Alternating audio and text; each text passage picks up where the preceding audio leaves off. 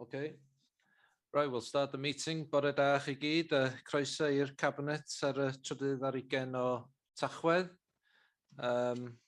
2021, gobeithio bod chi'n cadw'n saff.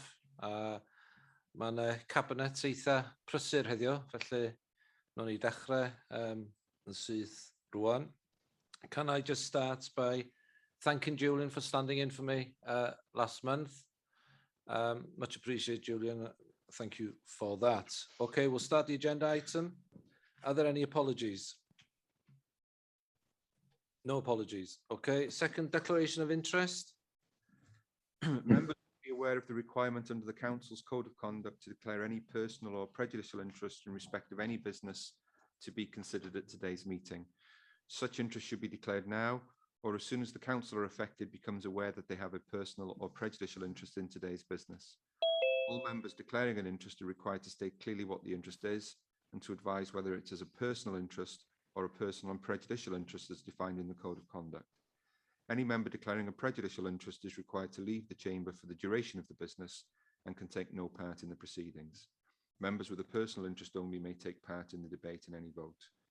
If a personal or prejudicial interest is declared today that has not previously been disclosed and recorded, the councillor concerned will be required to complete and sign a declaration of interest form, which is available online. Diolch, Gary. Does anybody wants to declare an interest now?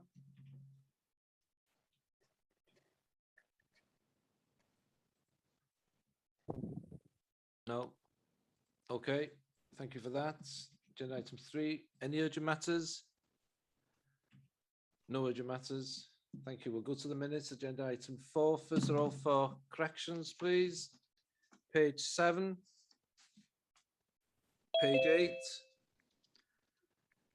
9. 10. 11. And 12. For matters arising, page 7. 8, 9, 10, 11, and 12. Okay. Will somebody propose the correct, please? Yeah, happy to move, Chair. And everybody's seconder? Tony? Okay. Nobody's against that, are they? Good. Thank you. Right, we're going to try and stick to the agenda, but I note that some officers might not be here at the appropriate time. Is Phil Gilroy with us now? No, Sharon wrote a note to say you are taking Llannerch Bridge before Mayfod. Yes, if Phil wasn't here, so Phil's still not joined us. Okay, I'll go to agenda item 6. Councillor Morgan referred to service need.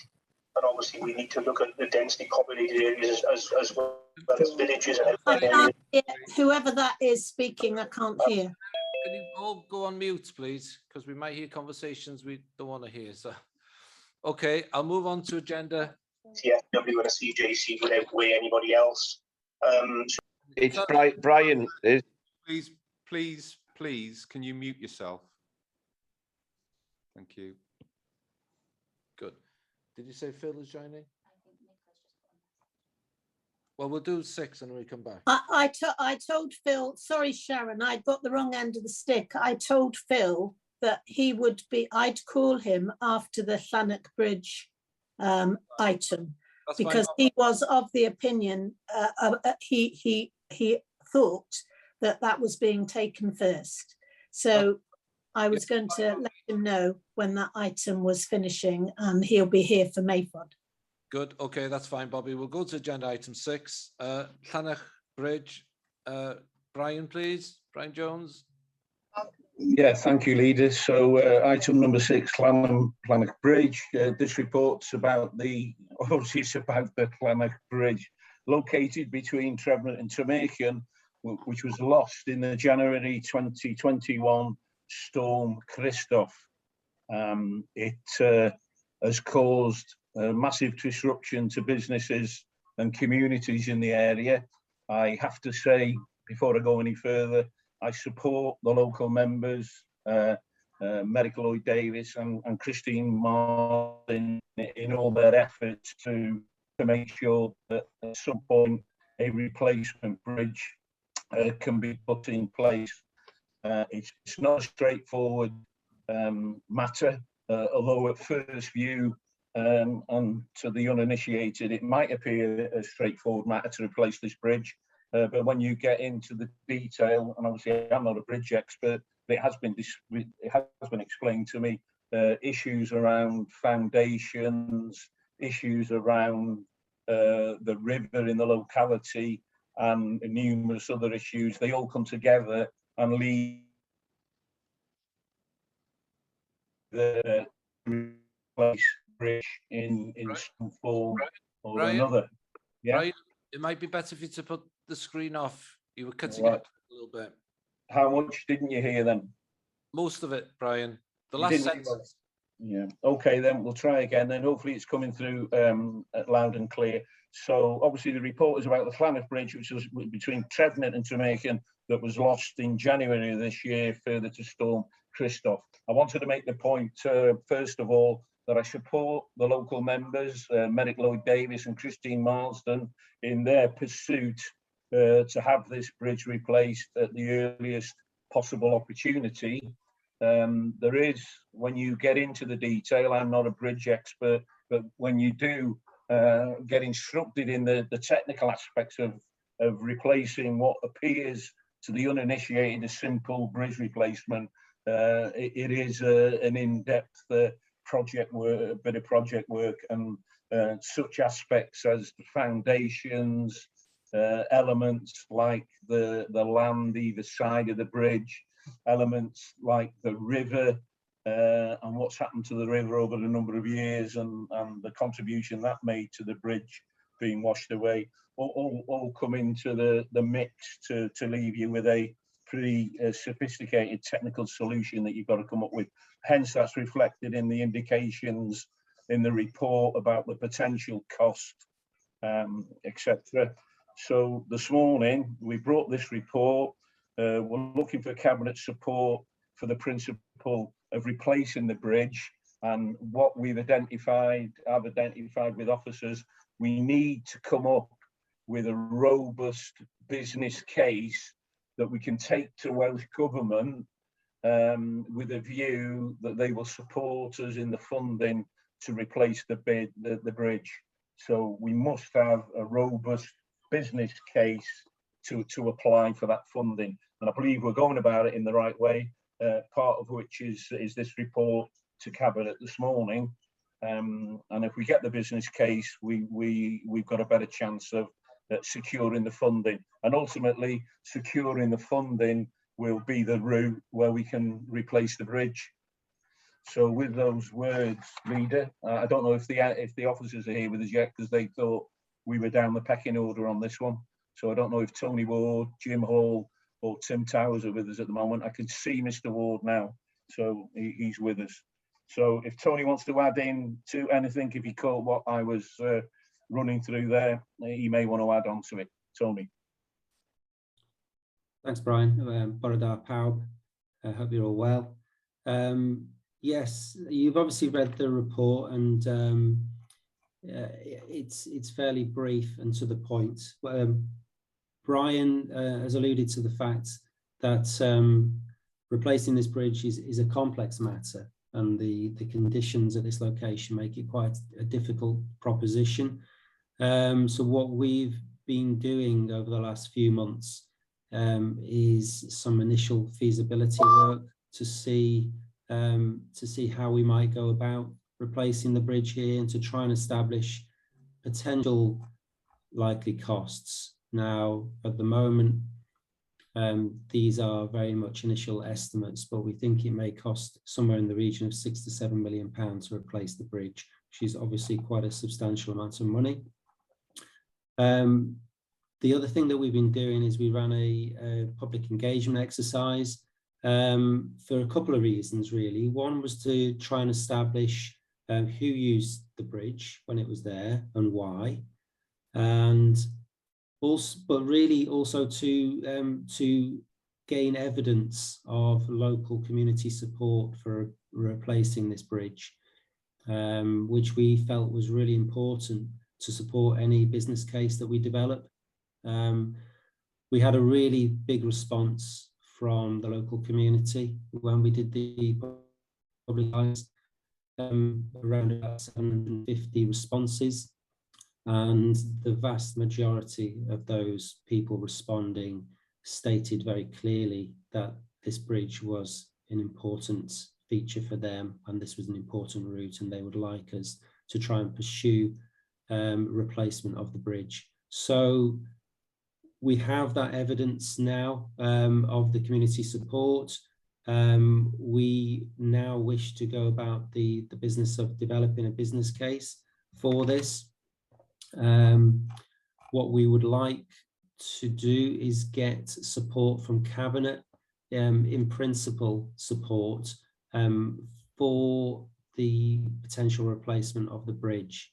Obviously that would be subject to us securing the funding to do so, and what we would like to do is get Cabinet's blessing to make an approach to Welsh Government at the appropriate time to request funding for this project, rather than asking the council to commit potentially £6 to £7 million to fund the scheme. Okay. So in a nutshell, that's what we're asking for today, and we've also got Tim Towers here at the meeting, and myself and Tim and Brian will happily answer any questions that members have got. Okay, thank you both for that. That seems very clear to me. I'll just open the conversation now for Cabinet members first of all, before coming to the local members. If I could just come back in quickly, Leader. Yes. One relevant point is relevant for me. When the bridge first went, one of my first reactions was I asked Tim Towers, he wrote a letter to Welsh Government to inform them and ask them for money. But the point I wanted to make was my first thought was we'll go up to MATERION, there's a TA facility up there, let's get some temporary bridging and sling a bridge across the river. And that sounded fantastic, that. We'll have a Kelly's Hero style bridge until the day comes when we can replace the bridge with a permanent structure. But I was put right by officers, the Jim Halls of this world, because you couldn't do that in this day and age with the various regulations. You couldn't sling an army style bridge across and have something that would be safe and would meet the public liability responsibility. So I just wanted to chuck that in just for the benefit of the wider audience, that that proved not an option, Leader. Okay, thanks for sharing that, Brian. Okay, Cabinet members, any comments on this? Mark Young? Yeah, thank you, Leader. Just a couple of ones. So obviously it's good we're committing to this. So just a couple of questions. Have we had any feedback on whether we're going to be successful? So we've committed to renewing the bridge, but obviously it's down to funding. But if we're not going to be successful, you need a plan B. So how's that chat gone initially with government? Are you confident or aren't you sure yet? And some local farmers and commercial users have talked about the design of the old bridge. And it wasn't great, I'm told, and I know it's been used for a long time, but there's an opportunity to, I understand it's got to look similar, but are we taking the opportunity to make it more user-friendly for the users of that bridge in that area? Just those two. I can answer them, Leader. So in reverse order, any new bridge, it will be built to 21st century standard. The original bridge was built in the 1800s for horse and carts, and that's not uncommon with a lot of bridges in Denbighshire. So it was operating in a different world up until the day to when it disappeared. As far as the farmers and the second question there, we will take account of that. It'll look cosmetically sort of the same. It'll look cosmetically sort of the same. And as for the levels of confidence on the funding, well, that's one, as I've already stated, we need a robust business case to put to Welsh Government that makes it difficult for them to say no. If they do say no, then the options sort of narrow down a little bit. Obviously, that we'd have to look within Denbighshire in the first instance, and there's possibly maybe some other streams of funding where we could get our hands on to replace the bridge. But there's got to be a certain level of confidence that Welsh Government, if the business case is robust enough, that they will support us. Thank you, Leader. Okay, thank you, Brian. Okay with that, Mark, yeah? Yeah, very good, thank you. Julian? Yeah, thank you, Leader.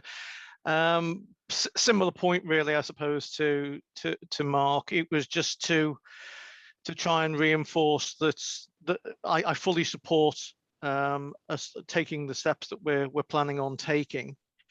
We do need a really robust case to Welsh Government, because I suppose my usual caveat on this one would be that whilst this project is on the very long list that Steve has accumulated from services in terms of the horizon scanning exercise for potential capital schemes, we haven't obviously made any allocation as yet within our limited capital resource to actually take anything on forward. So we really do need to pressure Welsh Government as far as is humanly possible to ensure that the business case is absolutely watertight, and I'm sure officers will do that. And I know we've had that discussion already, Tony. It's just to reinforce that there's nothing obviously in our capital plan at the moment to pick up for this. I suppose is the case that I'm actually making. So Welsh Government are our real main port of call. Okay, thank you. Leader, if I can just, if you let me come back on that, if I can. Yes, yeah, Julian, absolutely, that is noted and that is clear. The council haven't made any provision for the funding of this project currently.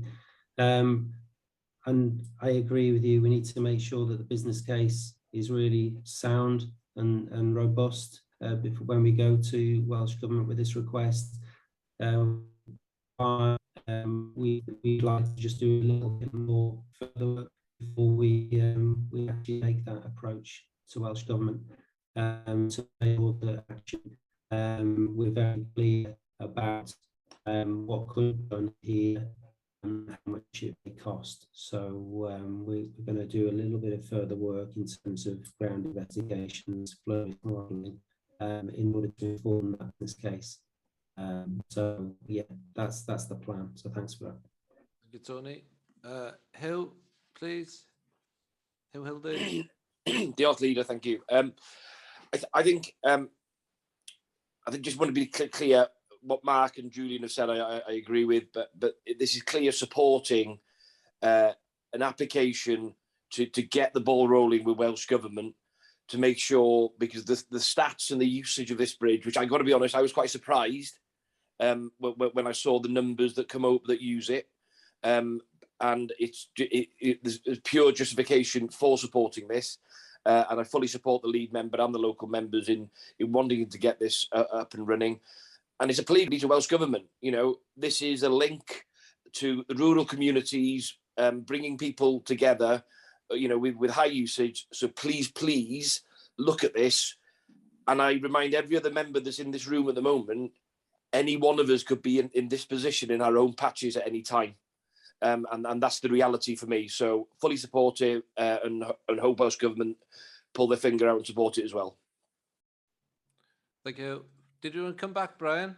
Yeah, please. Yeah, just to chuck in another card, if you like, another string to the bow. I've certainly promoted what I'm going to say now, because active travel is so high up on the agenda of Welsh Government. I believe that our robust business plan for the replacement of the bridge potentially is going to include an active travel element.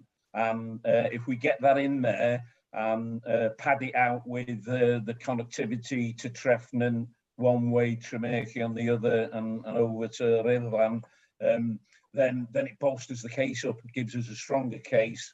And I think that could be an element that could swing it on the funding. But that's only my personal view. But I'm definitely keen on we put it in there, and we've got the traffic engineers looking at it. Okay, thank you, Brian. Any other comments from Cabinet members? No, that seems clear. Yeah, just because before I call the local members in, I just see the recommendations as assuring the communities that we're going to try and best to draw funding down from whatever means to get this bridge or the access from one community to the other back to where it should be. And it's right that we do respond to the consultation, the usage, and put a recommendation in which gives, I hope the communities are assured that we are going to try and do all that we can to do that. Hopefully, if members are minded to support it today. So I'll invite the two local members. Christine, please, first. Thank you, Leader. Obviously, Sorry, Christine, to cross. Do you mind putting the screen off, please? We couldn't hear you. Sorry, I'm having horrible issues this morning with my internet. Obviously, it is situated, or it was situated in a rural community, and it provided a vital link, this bridge between sort of Tremerchion and Trefnant. And it has had a devastating impact on both socially and economically. It has affected businesses, and not immediately, locally, in a wider area, sort of agricultural contractors and farmers it's been difficult for them. What concerns me, what I do want to give a shout out to the community is that they have engaged, and it has shown the strength of feeling for 350 people to engage, no, 750 people to engage with this exercise has been brilliant, and it just demonstrates how important this bridge is to our communities. What concerns me is the funding is not guaranteed. That does concern me, that if Welsh Government don't see this as a priority, what will Denbighshire do as a sort of plan B? And can we do anything now to establish a rapport with Welsh Government to get those lines of communication open and talking while we're pulling together a business plan? Thank you, Leader. Thank you, Christine. Tony, can you just bear those questions in mind, and I'll ask you to come back after Meirig has spoken, please, to respond. Meirig, please. Diolch yn fawr achos arweinydd ac aelodau, a diolch i chi am roi gwrandawiad i ni y bore yma. A diolch i Christine hefyd am y gwaith mae hi wedi wneud ei gorau hefo fi a bobl Trefnant i yrru pethau ymlaen. Wrth reswm, mae hwn yn hanfodol bwysig, oherwydd da chi'n gwybod be ydi o, mae wedi digwydd yn y sir o blaen lle mae pont wedi mynd, a mae bobl lleol yn colli y gallu croesi felly. Yn waeth o hynny, mae'r llosgi diesel a phetrol wedi mynd i fyny yn dydy, oherwydd i gyrraedd Trefnant neu i gyrraedd Tremerchion, mae rhaid ni fynd drwy Llanelwy neu fyny am Bodffari a troi ffwrdd o fanno. Jyst un y ddau o bethau, dwi'n yn teimlo wrach bod eich argymhelliad chi yn ddigon cry. Yn arbennig yn y Gymraeg mae'r rhai fi, fod y cabinet yn cadarnhau cefnogaeth i'r egwyddor os o'r pont newydd yn lle'r bont. Ond dyma lle dwi eisiau gofyn am newid.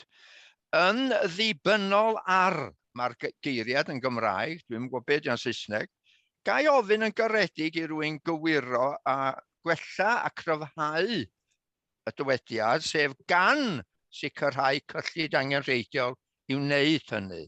Dwi'n teimlo bod chi ddigon cry.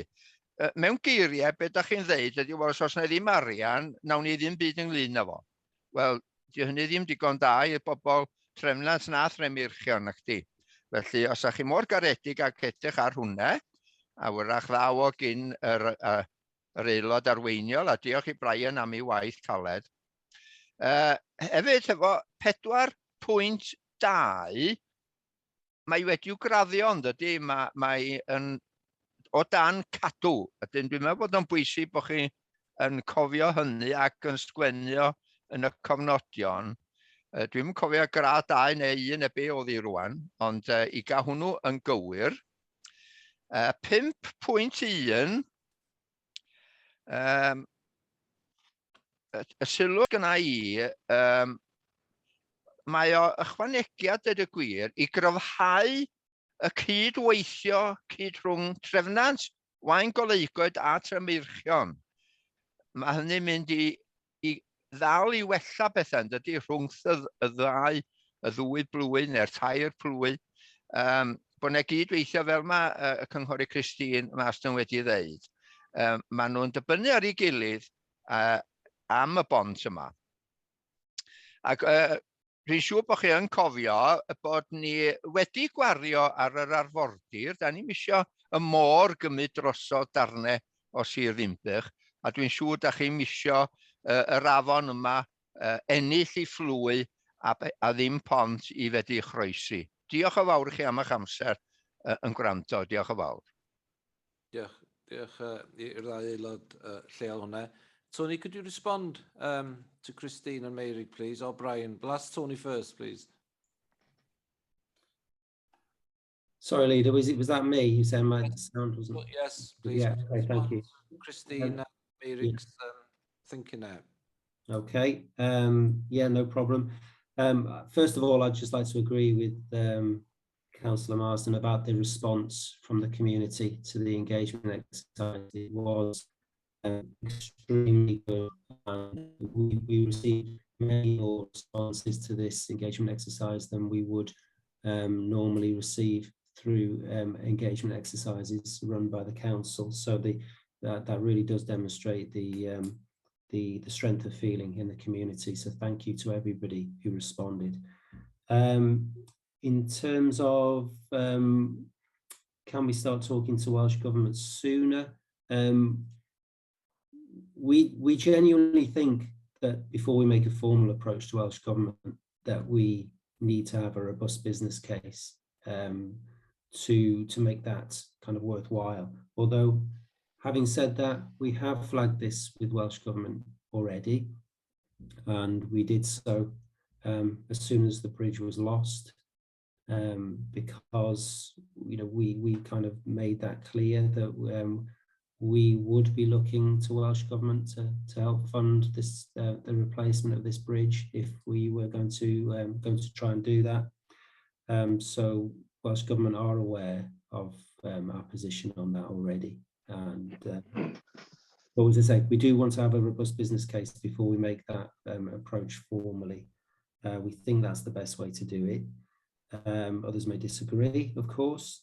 In terms of a plan B, well, Julian and others may want to come back on this issue, but I think Julian has obviously raised the point already that currently the council hasn't got any provision for this in its medium-term financial plan to fund the replacement of this bridge. And actually, I think the view is, or certainly it's my view, that it's not reasonable to expect the council of this size to fund a project like this. There was a consequence of a significant flood event, and that the council should be looking to Welsh Government for support. If that approach isn't successful, I think there is obviously another conversation that needs to be had around what's the council's position on that. But that's not the discussion that I've requested to have today. But other members, particularly Julian, may have something they want to say about it. On Mary's points, the recommendation not being strong enough, I think that's kind of linked to that point that Christine also made about what happens if we're unsuccessful in getting funding. So I think maybe there's a further debate to be had about that proposal around the wording of the recommendation, which others may wish to contribute to. In terms of the question about paragraph 4.2, it was a grade 2 listed structure. So just to give some clarity on that. I'm not sure if I've missed anything out there, or if there are other questions. I think I've possibly covered everything. That'll be fine for now, Tony. We just need to be clear on the recommendation as it stands, my understanding from Brian, and I'll ask Julian to come in on the financial elements of it, is that this recommendation for today is about agreeing to the principle of finding funding to deliver the bridge. And it's right and proper at this stage that we test Welsh Government's commitment to that now. That doesn't mean that we can't come back in 3 months or 6 months, whatever, to revisit our financial commitment to that. So this is just the start of allocating funding for the project, and it's right and proper at this stage, unless Brian tells me differently now, that this recommendation should hold firm for now. That doesn't mean that we can't firm up a recommendation or revisit the financial commitment, as I said, in a few months. But the point of this recommendation was to assure the community that we're going to look for funding avenues, try and do as much as we can, and we can bring a report back to Cabinet if the Welsh Government consultation or conversation fails. And then we will have to look at an alternative funding possibly for it. That I think is the position which Brian was trying to get to today, just to start the conversation. Can I just, before calling you in, Julian, can I ask Brian, do you think is that the right position at this stage, Brian? That's correct, Leader, and I would agree with that, but I would add on to it that if, well, first of all, we need to pursue Welsh Government because we believe they should provide the funding to replace the bid. So we really don't want to be showing them another hand that, well, if you say no, Mr. Welsh Government, we have discussed other avenues and we'll fund it through route A, B or C. And so I'm happy with the recommendation. What I'd say to the local members is, and I've already said it at the beginning of this report, I will support you in our efforts to have the bridge replaced. And if Welsh Government do turn us down on the funding, I've already said I've got a high degree of confidence that they won't do that and they will support us. You know, I will be there to look at what are the options, what can we do to replace this bridge and get the funding from somewhere else. So I'd give the local members that assurance this morning. Okay, thank you. June, did you want to come back on the suggested financial side of things? Yes, it was just to pick up, and I think yourself and Brian and Tony, between you, probably picked up a lot of what I was going to say.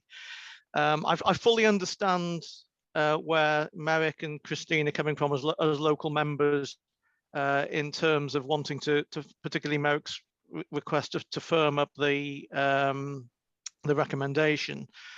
However, I suppose the unintended consequences of what that would entail are, if we said that we guarantee at this stage that we will pay for it, what we are saying is that essentially the fallback position is we will pay the full cost of replacing the bridge.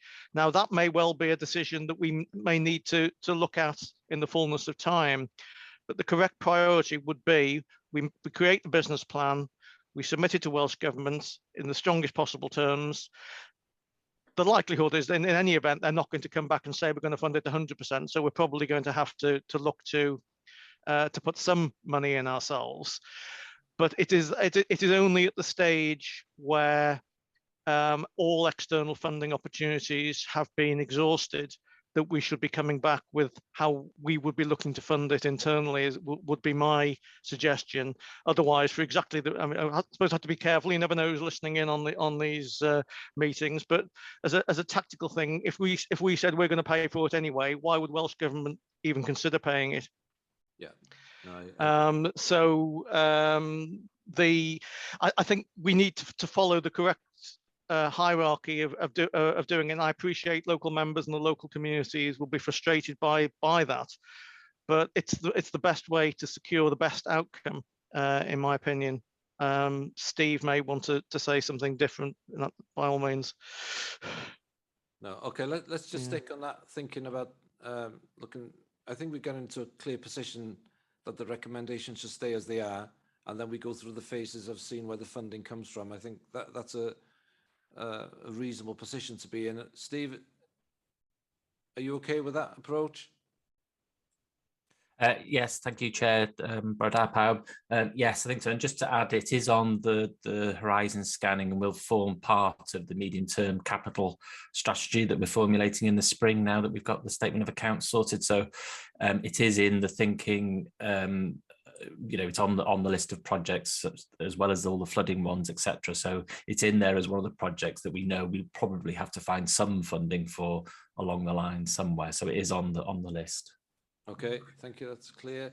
Before I come to the Chief Exec, Emrys, did you want to say anything? Wel, bod chi'n tybio pam bod Emrys a diddordeb yn hyn a ddim yn ei ardal o. Wel, am yr un rheswm mae'r cynghorydd Huw Hilditch Roberts i weithio dwi dweud fod daro unrhyw gymuned yn y sir. Ond gefyd yn ôl at yr hyn edodd y cynghorydd Brian Jones, a gyda llaw dwi'n cytuno'n llwyr ar argymelliad sydd wedi cael ei roi a cytuno ar hyn sydd wedi cael ei ddeud. Ond yr hyn edodd y Brian Jones am y posibilrwydd o cael bont dros dron o a bod yna resymau diogelwch ag ati a safonau yn sicr yn nadu hynny. Ydy'n werth, dwi bod yn naïf wrach yn gofyn y cwestiwn, ydy'n werth curodd drws o wenyddiaeth amddiffyn, unwaith eto, y Royal Engineers yn arbennig, i weld oes na rhywbeth y fedr Llywodraeth yr un Deyrnas Unedig wan i wneud mwyn sicrhau bod modd agor y ffordd dros dro yn ddiogel mwyn i ddefnyddwyr lleol a rhai sy'n teithio i mewn o gymunedau eraill i ddefnyddio'r bont yma, achos yn amlwg i mi bod yna nifer o flynyddoedd yn mynd i heibio nes fydd yna bont newydd yn ei lle hi. Diolch yn fawr. Ar hwnna, Emrys, mae Brian wedi sbio fewn i hynny yn dydy oedd y swyddogion yma meddwl bod hynny'n bosib, ond dwi'n bos di Brian eisiau mynd ar ôl hynny eto. Mynd ar ôl yr dyfal donc ydw i dyr y garreg. Efallai bod i'n gofyn, bod fi'n hollol naïf yn gofyn y cwestiwn, Brian wedi gwneud eisiau, fi'n dall hynny a dwi'n cydnabod hynny. Ond tybed os oes na sgwrs efo y Royal Engineers, wrach yn gallu rhoi ni ben ffordd. Gofyn y cwestiwn dwi.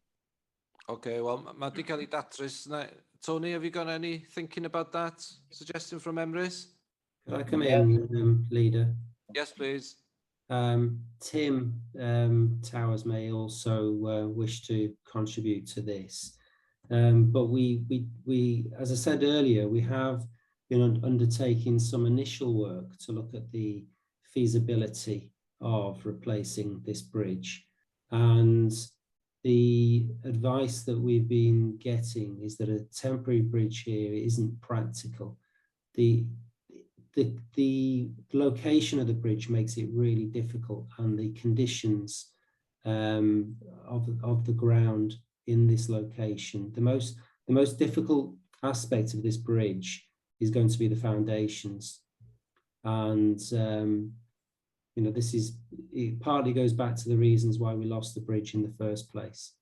But the advice that we've been getting in our early feasibility work is that a temporary bridge may well end up costing as much as a permanent bridge here.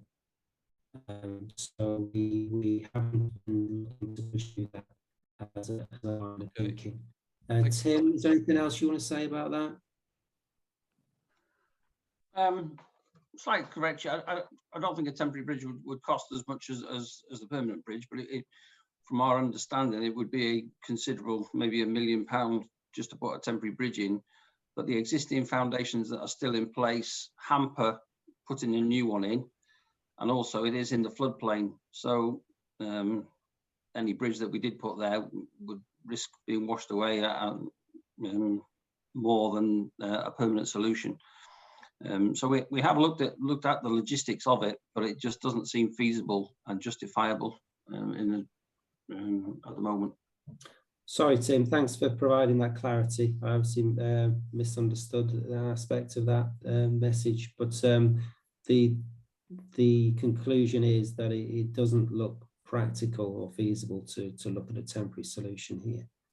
Okay, that's clear. Christine, did you want to come back? Yes, please. Thank you very much, Leader. Just a quick sort of clarity really on the business case that officers will be pulling together. What sort of time frame are they looking? When do they hope to approach Welsh Government with a business case?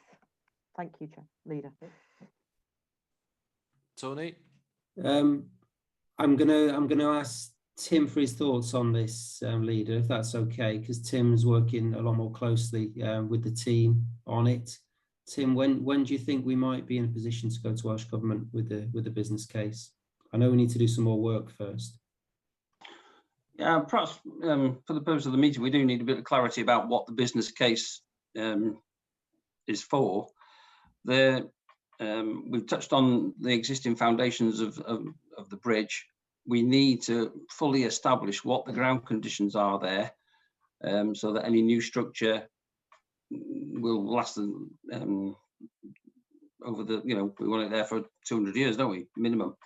So we need to do ground investigation works, and also an important consideration in the planning is NRW consent about works in the river. So they will require us to do some modelling of the river so that we're not having a knock-on effect in case of flood conditions elsewhere on the river. So they're really important parts of the business case. There's no point going to Welsh Government for funding for a bridge that isn't going to get through the planning process. So they're really important elements of what we need to do, and we suspect it might take us probably early spring before we actually get to that stage where we can start developing the business case. We're working with consultants at the moment. They're saying that lead-in times for things like ground investigation are up to 2 months. So even just to get to that point, I might as well be open now and say that's where we're at. But I'm thinking spring before we can develop that business case. So it's going to be beyond spring, Tim, when we're in a position to submit that business case, isn't it? Realistically, it is. We're talking potentially summer, aren't we? Is that right? By the time we've developed it to a point where we can have a meaningful discussion, yeah.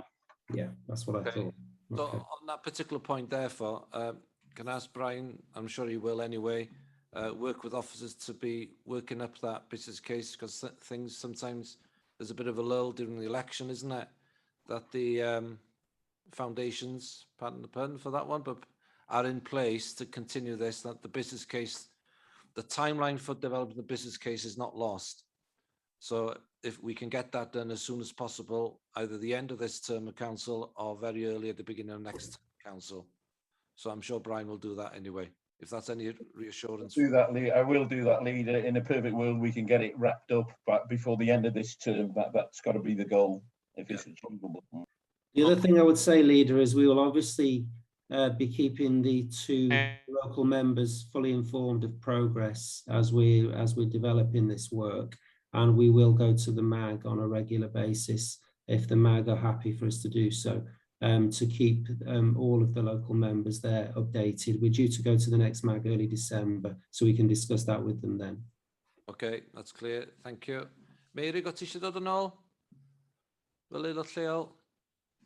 Wel, dim ond i ofyn union be mae Tony wedi ddeud mae am wneud, bod ni'n cael gweld yr case, mae'n der business case, fel ydych chi'n alw o. I ni gael gweld beth sydd ynddo fo. Achos mae'n hanfodol, fel mae'r swyddogion wedi dweud, bod hwn yn dyn ac i bwrpas. Achos os ydy o ddim, dwi'n siŵr fydd bobl gwybodus y Llywodraeth yn Gaerdydd ddim yn hir yn darganfod tyllen o fo. Felly dwi'n cefnogi y swyddogion bod angen ces andros o gry i fynd i lawr i fanno. Diolch yn fawr, Mr. Arweinydd. Diolch, Mary. Paul, please. Paul Pennington. Thank you, Leader. Sorry, I was just typing something and lost track. Obviously, I'm fully in favour of all this. I may have missed it in all the crackling on the internet, but which fund are we applying to get this money? At this stage, I'm not sure which actual funding stream it'll be. I'm sure the officers are quite familiar where the funding is allocated from Welsh Government. At this stage, probably all we've got is Welsh Government, unless Tony has further detail to respond to that. I think what we're talking about is engaging with Welsh Government and discussing with them what potential funding stream may be available, Leader, in relation to this. Paul? Diolch, that's all I can say at the moment. Thank you. That's fine. Good. Okay. So that's it. There is an emerging position there. And just to give a shout to the local members as well, I'm sure Brian and officers will be keeping you fully briefed of things as they happen over the next few weeks and months. Okay, no other comments from Cabinet members? Okay, Brian, do you want to take us through the recommendation, please? Yes, leaders. So the recommendation at 3.1 reads that Cabinet. Brian, I missed the most important one. I forgot about the chief exec. Sorry, Graham. Cool. Yeah. Sorry about that, Graham. No problem, Leader. I think events have overtaken themselves since I put my my hand up. I think that's a good debate. I'm clear. I agree with the recommendation. I just wanted to say that. I think the recommendation is clear to me and is the right recommendation.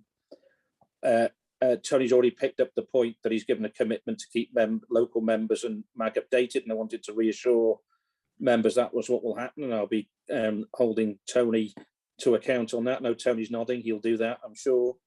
And it's really about today establishing the principle so we can move forward with that business case, have those discussions with external providers, and then obviously bring external finance providers, and then bring a future report back to Cabinet once we know what that position is.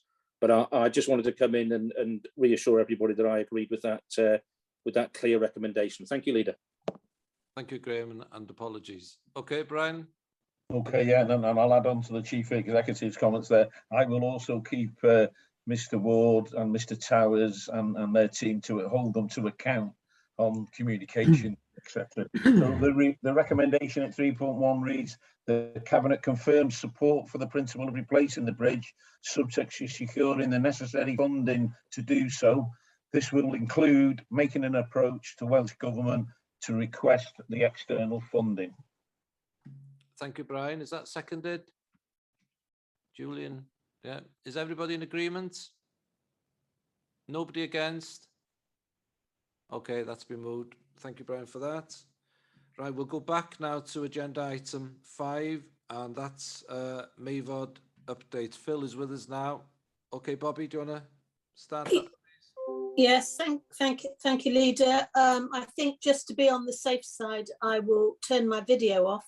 And can I just say what a pity it is that every meeting we have to worry about the IT situation. What a shame we can't have a meeting without worrying about it. I'm just throwing that in there. So I'll turn my video off.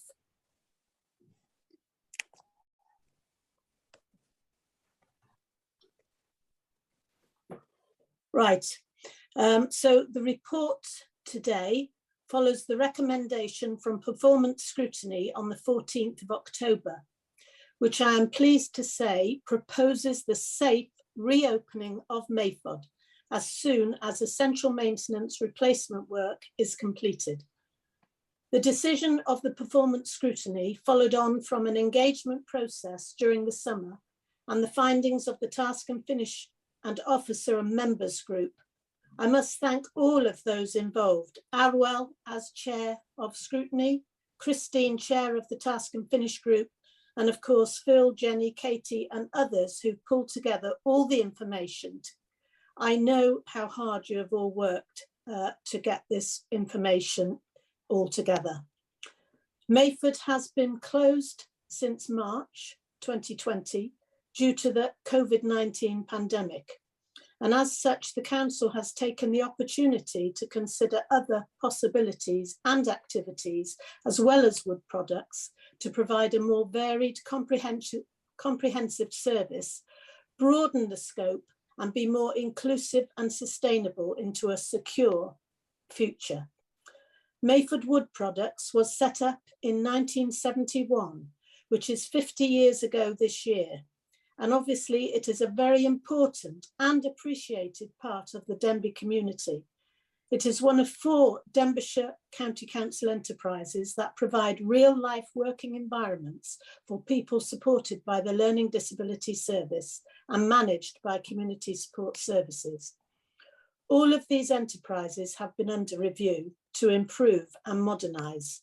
I would like to emphasise, as Cabinet Lead Member responsible, at no stage have I considered closure and nor, to my knowledge, has anybody else. But I do agree that changes are needed to improve the offer at Mayford. Over the next 4 years remaining on the lease, I would like us to work closely together with those who work in Mayford to make a sustainable economic enterprise, even if that does mean bringing in changes and increasing the number of activities and products made. It is our intention that all interested parties will be kept informed about plans for reopening Mayford and also be kept informed about any future plans, including, of course, to liaise with the families of present and future users. Before going to the recommendations, I'm sure you will have questions for us, and Phil and Katie are here to assist with this. Thank you, members. Thank you, Bobby. Phil, do you want to add to anything which Bobby said there? The leader, just to say that I think this gives us a really good opportunity to provide a much bigger service at Mayford and actually provide for a lot more people than it currently does provide with a different range of activities. So I think it's a really positive report. Thank you, Phil. Okay, before opening up to cabinet members, can I invite Arwell, please, to give us your update from your scrutiny? Diolch yn fawr iawn, Mr Cadeirydd, arweinydd. Mae ddyletswydd yna i fel cadeirydd y Pwyllgor Craffu Perfformiad i ddod hyn argymellion ger eich bron chi. Dwi eisiau diolch hefyd i rhai grŵp tasg a gorffen dan Cadeirydd Cynghorydd Marston am ei gwaith blaenorol. Felly mae y Pwyllgor Perfformiad wedi trafod hwn un eitem oedd gennym ni, ac oedd yn eitem bwysig iawn i ni drafod, ac roedd tasg a gorffen wedi dechrau gwaith i ni ac yn diolchgar iawn. Yn gyntaf, da ni'n argymell i'r Cabinet bod Mayfod yn cael ei ailagor cyn gynted â phosib, fel gwasanaeth sy'n cael ei redeg gan y Cyngor yn yr adeilad presennol, gyda buddsoddiad ychwanegol yn cael ei wneud yn y gwasanaeth a ddarperir yno. Sylwer ar y gair buddsoddiad. Yn ail, bod gwaith yn cychwyn i archwilio bod pob cyfle am ffyrdd newydd o weithio i wella a datblygu Mayfod, yn cynnwys y posibilrwydd o ddod o hyd i sefydliad allanol menter cymdeithasol i ddarparu amrywiaeth o weithgareddau yn yr adeilad Mayfod presennol. Nid oes angen i'r rhain o reidrwydd fod yn weithgareddau gwaith coed, gyda'r nod archwilio sicrhau cynaladwyedd hyd-dymor Mayfod, a bod darpariaeth gwasanaeth y dyfodol yn cyd-ymffurfio holl ddeddfwriaeth bresennol a pholisiaeth Gymraeg y Cyngor. Roedd hwn yn gyfarfod pwysig ac o'n i falch iawn o roi gwahoddiad i un o'r mamau sydd hefo plentyn neu dyn bachgen sydd wedi bod yn cael cymorth yn Mayfod am blynyddoedd, ac o'n i'n braf gweld i yno. Felly, dyna'r argymhellion a gobeithio a gwneith y Cabinet ei derbyn nhw. Ond mi ddyswn i hoffi ddod nôl eto i siarad am hyn efo syniadaeth sgen i at dyfodol Mayfod hefyd. Diolch yn fawr iawn, Mr Cadeirydd. Diolch Arwel am hwnna'n eitha clir ac yn helpgarw. Okay, I'll open the conversation now to Cabinet members. Any comments from Cabinet members on this? Mark, please. Thank you, Chair. Thank you, Leader. So, yeah, anniversary today of my visit there, obviously before lockdown to Mayfod. Great visit, great to meet the staff and the people using the facility, and it's great that we're talking about a positive future and reopening. But I have one question and one comment. So, as local member for this facility, along with Councillor Thomas, we'd like to be kept informed about any plans for reopening and be kept informed about any future changes to the facility, if any. And we'd like to support officers if needed, and also communicate with families who presently are there and any future users.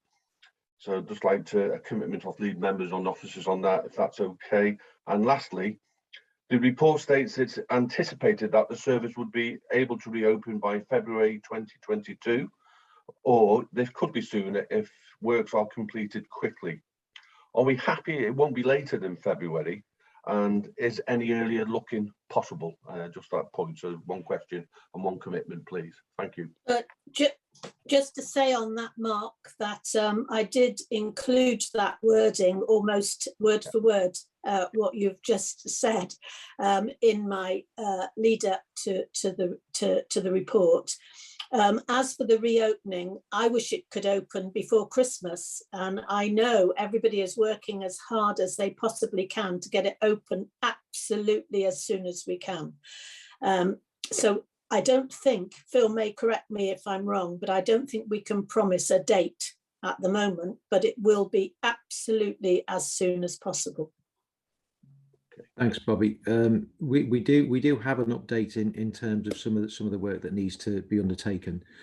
So work on the machines, on the woodworking machines, is due to take place before the 10th of December, so the week before then. So that's an estimate by the company who are awaiting parts. As we all know, there is a difficulty in terms of logistics and lorry drivers and all sorts of things, but that's assuming they can get the parts. They are planning to do that the week before the 10th. Replacement air filters will be installed on the 7th, so that should be the woodworking side of it boxed off very well. Fire risk assessments and fire officer visits have concluded already, and there's minimal recommendations from there, so that shouldn't delay matters, which then comes to the issue that may well take a little bit longer than we would like, which is the heat inside. There's two boilers in the building, one on the east side, one on the west side. The one on the west side just needs new filters replacing, and that'll be fine. It's got a new fresh air feed, that's okay. The boiler on the east side, which was decommissioned some time ago, does need to be brought back in, and that needs a bit more work on it. Stuff around an outside flue needs to be put in, or the boiler moved to the other side of the building. And obviously, there are things like asbestos regulations and stuff, which mean that we're going to have to put scaffolding up outside if we want to put a flue. So that may well delay. Our hope is that it won't be delayed any longer than the beginning of February, but some things are outside our control, unfortunately. Okay, thanks for that. Thank you, Leader. Thank you. Any other cabinet members? No. Yeah, sorry, Leader. If I can, I just want to just Bobby, just on the recommendation, should it be MAVOD services to reopen? Because as we know, the Phil Gilroy is finishing, retiring with us soon, and we don't know in the future we may not be the cabinet. I think just maybe if we put the word services in there, that secures that it's, because it would be easy to close MAVOD, wouldn't it, afterwards? I just want to make sure the services are secure in the future. It's only just dawned on me. I apologise, but as we were having that debate with Bobby, I don't know what you think, Bobby. I'm quite happy with the recommendations.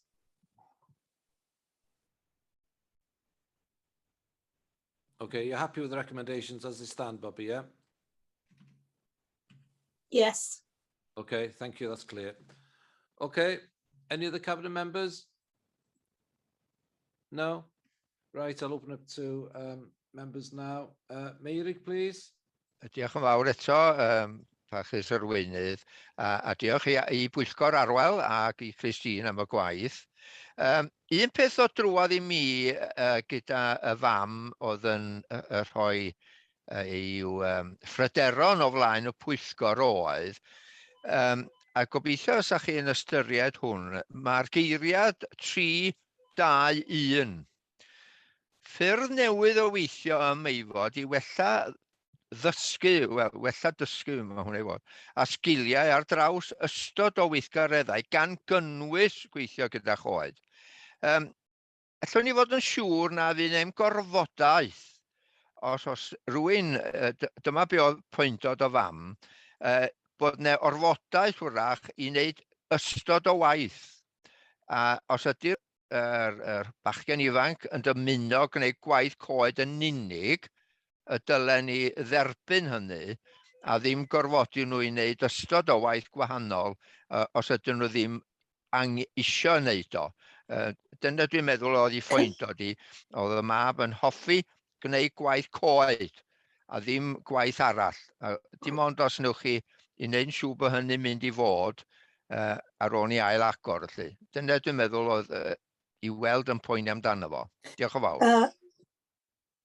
Mary, can I just say, I don't know whether it's the translation, but because obviously I just heard the translation, but nobody in any of our services would be forced to do anything. Absolutely no way on anything at all, under any circumstances. Diolch yn fawr, mae hwnna yn ddiolchgar iawn am hynny, a dwi'n siŵr bydd y fam yn falch o glywed hynny. Diolch, Bobby, for that. Rhys, please. Diolch, Mr Cadeirydd, a diolch am yr adroddiad yma.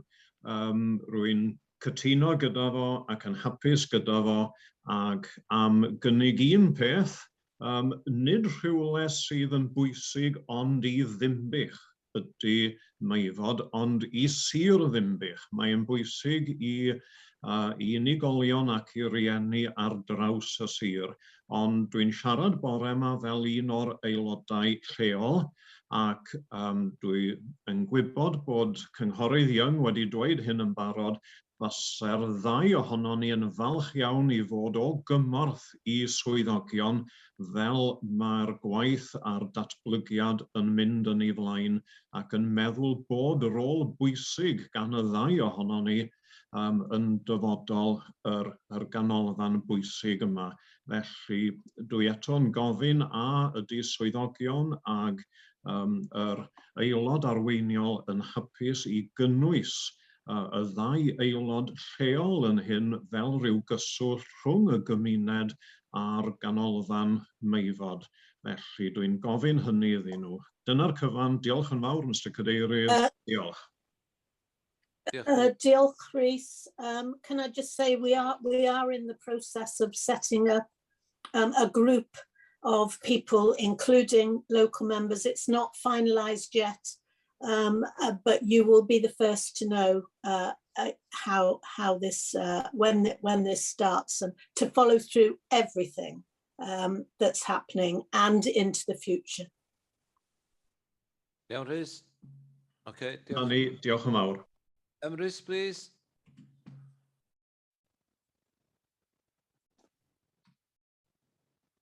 Hello, Rhys. Okay, na I ddod yn ôl at Rhys. Arwel, ti eisiau dod yn ôl, Arwel? Diolch yn fawr iawn i chi.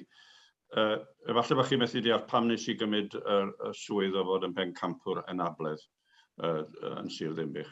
Y rheswm oedd, oedd gennau gefnder, bu farw fy nghefnder Lenny, Emyr Drian. Ac roedd Emyr wrth i fodd yn cael mynd i ganolfan tebyg i beth gennych chi yn Meifod i lawr i Gaernarfon. Gafodd i wedi fyny o dan tryfan Llunogwen. A'i nai o ydy Sean Taylor. Da chi wedi delio efo Sean Taylor fel Cyngor Sir Ddinbych. A dwi'n siŵr y fysa Sean yn hoffi eich helpu i gynnal gweithgareddau neu helpu i wella y lle. Mae Sean yn fachgen dymunol iawn a mae wedi helpu pobl yma anabledd a wedi meddwl y byd o'i uncle sef Emyr. Hefyd, gai gyflwyno i chi bod yna lefydd eraill i gael arian i wella y lle yma dros ben, sef the Steve Morgan Foundation enghraifft. A hefyd, wrth gwrs, mae angen mynd ar ôl Llywodraeth Cymru. Mae Llywodraeth Cymru yn dweud bod nhw'n fod nhw'n helpu pawb.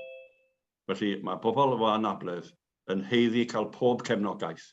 A dwi'n mynd teimlo ar hyn o bryd bod hyn wedi bod yn dragio ymlaen gymaint. Dyna oedd ymhoeni fi, bod pobl sydd efo anabledd yn ddibynnol ar ei rieni a mae'r rheini dan straen ofnadwy. Brysiau y dydd pan bod canolfan Meifod yn cael ei ailagor yn well, a diolch i Bobby am ei holl waith mae wedi wneud yn y cefndir ag i'r swyddogion. Ond brysiau y dydd bod y lle yma'n cael ei agor, Mr Arweinydd. A dwi'n gobeithio bod hyn yn digwydd cyn mis Chwefror os yn bosib. Dyna gyd sgan i ddeud, ond mae yna lefydd fedrwch chi fynd ar ei hôl a cofiwch am Sean Taylor. Diolch yn fawr. Diolch Arwel am rhannu y gwybodaeth yna, a dwi'n siŵr wneud Bobby ystyried rhai o'r pwyntiau ti wedi rhannu fyny heddiw i symud safle yma ymlaen a wneud am mwy sefydlog i'r dyfodol i pawb sydd angen o. Ond diolch i ti am hwnna, Arwel. Glenn, please. Yeah, good morning. Thank you very much. we're very fortunate in Denby and in Denbighshire that we have lots of third-party organisations offering all sorts of different things to the service users, whether it be art or drama, photography, metal detecting, all these sorts of things go on. What we have very little of are skilled places where you learn a trade and you make something from scratch, and at the end you have this this product. I would be very concerned that if MAVOD opens up as something keeping the woodworking, but then also extending into other areas, we will start to lose that skilled hands-on side of MAVOD. Over 50 years, an awful lot of people have gone through that service and have gained a lot of skills through working there. MAVOD Wood is not a business. It is a service that we provide. It's fortunate that they end up making products that they can then sell, which mitigates against the cost of keeping MAVOD Wood open.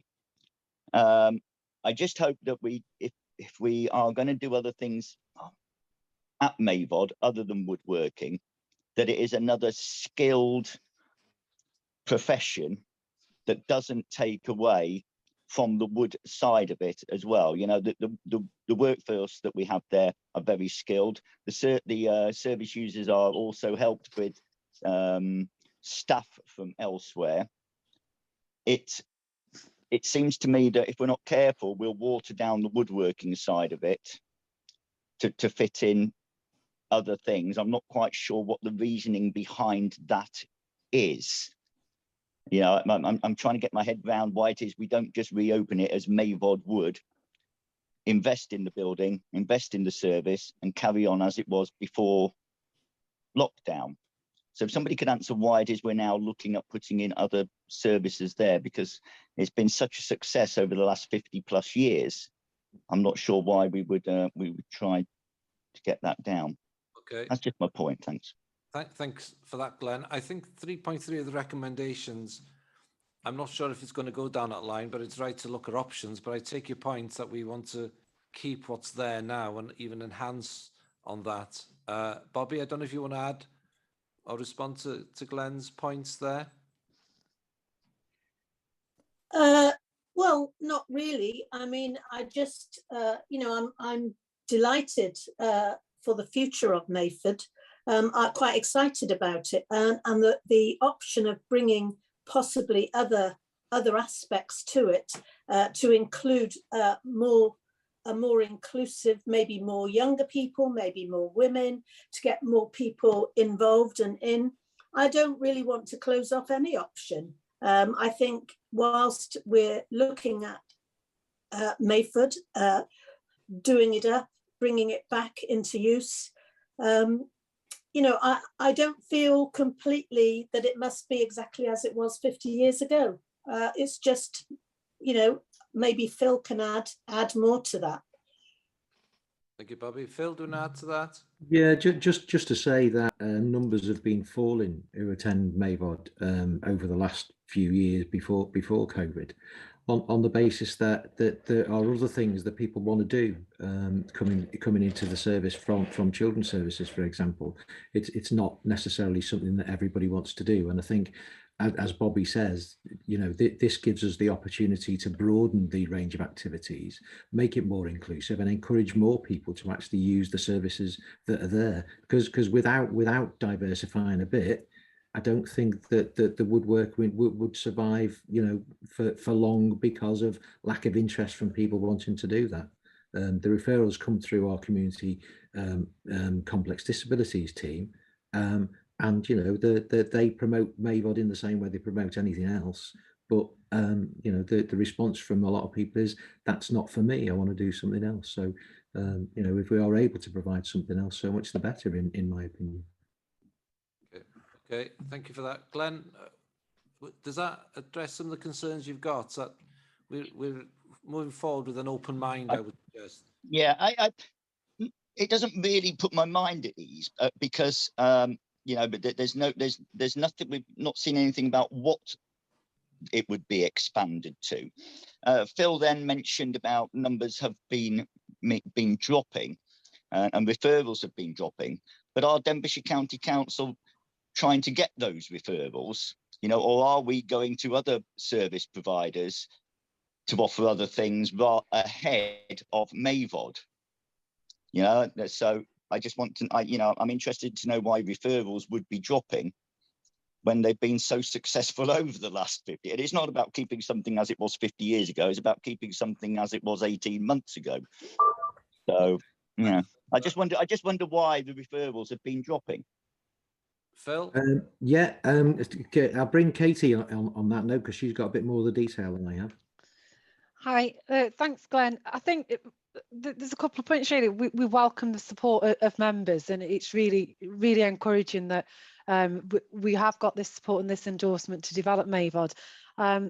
In terms of your query about why it needs to change at all, I think what we know is what's valued in MAVOD is the practical manual activity that's lacking in other services that are out there, and that's something we want to capitalise on, and as Bobby said, make it more accessible for more people. Referrals across our work opportunities have dropped, and I think that the main thing is that people have got choice and control, which is what we want to give people. If people have got choice, they're choosing at times not to access some of these services. So we need to evolve to make it more attractive for more people going forwards. But to keep hold of that the heart of what MAVOD means, which is around that practical and manual work that people get to do in that setting. Okay, thank you for that. Paul, please. Paul Pennington. Thank you, Chair. I'm just unmuting. I was going to say pretty much same as Glenn really beat me to it. When Phil Gilroy says that numbers are dropping, that surprises me because I work with adults with disabilities and I have done for many years. And I know one of the hardest things to do is find them a suitable work placement. And I know many people who would gladly use MAVOD, not necessarily within Denbighshire though.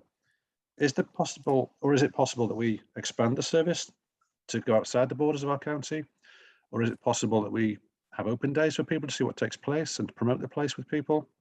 I mean, the numbers of people with disabilities are not going down. If anything, they're increasing as diagnoses improve. So I'm sure I don't want to you know, criticize Phil Gilroy unnecessarily, but I am surprised when he says the numbers are going down. I agree with you, Paul.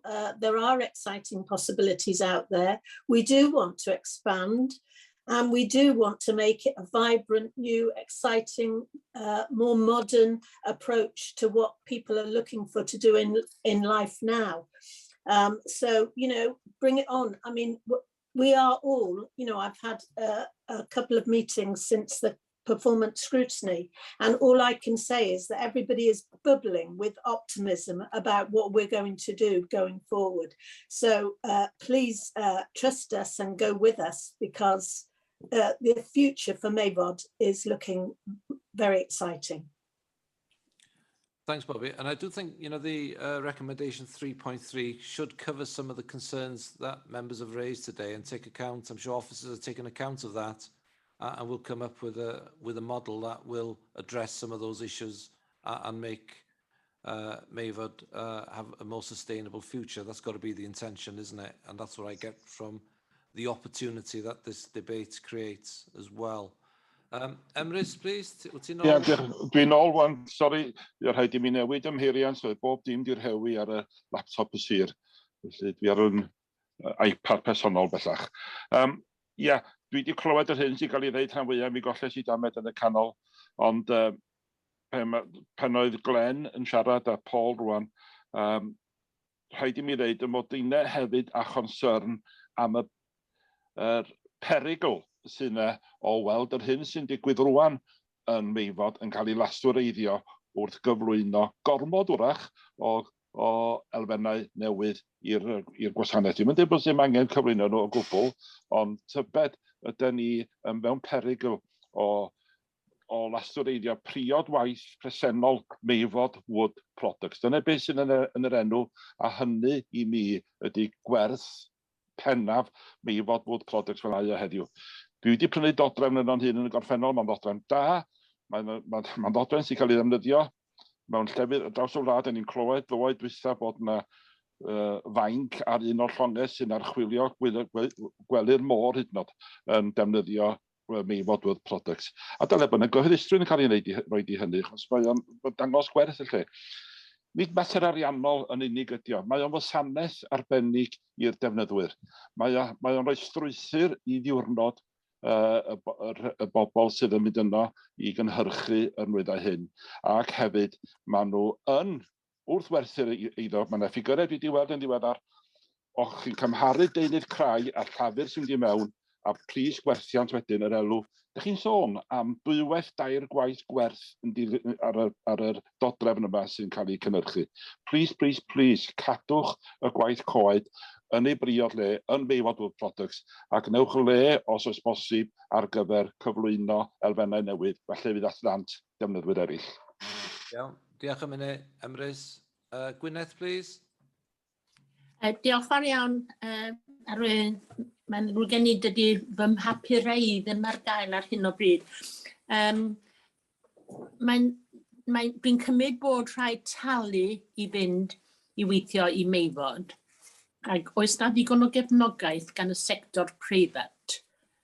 Dwi'n gwybod yn y gorffennol, efo'r sector cyhoeddus, oedd lot o bobl yn mynychu, ond rwan mae yna fwy yn y sector preifat.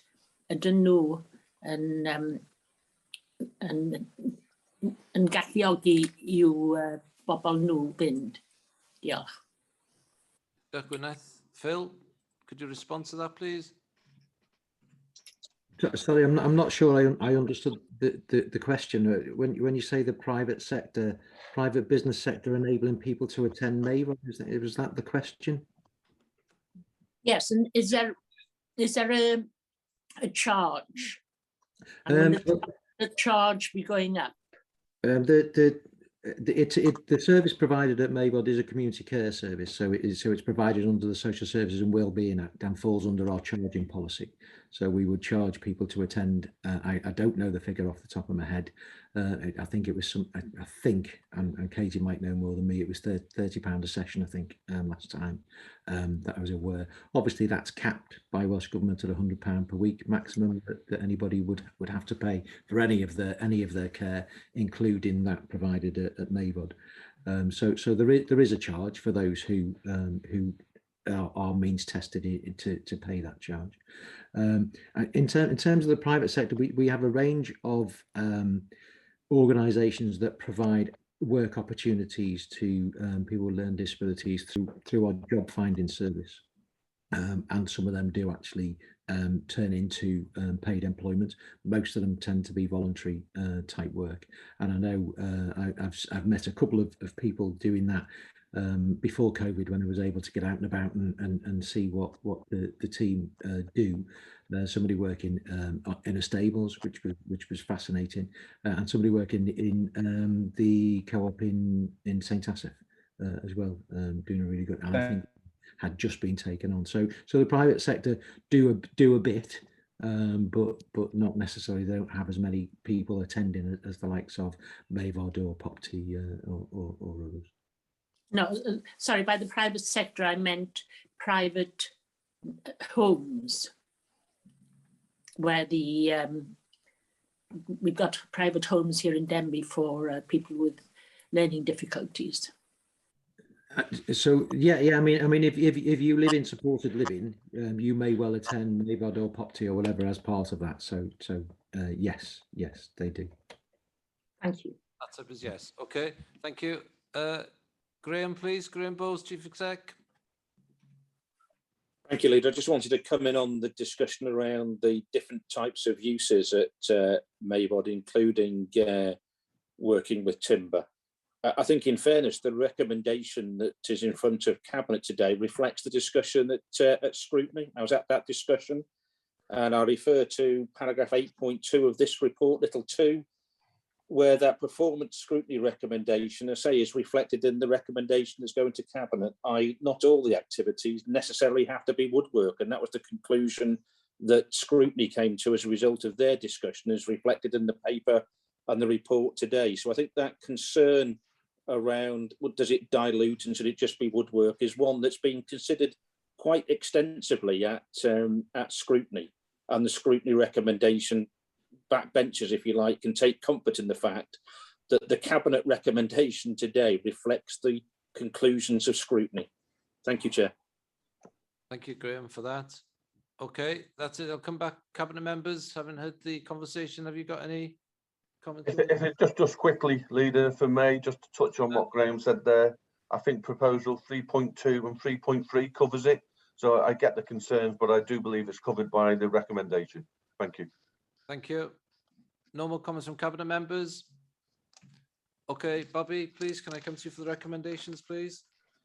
Okay, just one moment. I'll turn off my video again. So the recommendations are Mayford to be reopened as a council-run service for adults with learning disability as soon as it is safe to do so, following the necessary investment into the existing building and facilities. It is anticipated that the service would be able to reopen by February 22, although this could be sooner if works are completed quicker. Officers to provide options for members to consider through the established political process on 3.2.1, new ways of working at MAVOD to improve learning and skills across a range of activities, including working with timber. 3.2.2, alternative service delivery models for the operation of MAVOD with a view to improving the long-term sustainability of the service as the lease on the building expires in 4 years.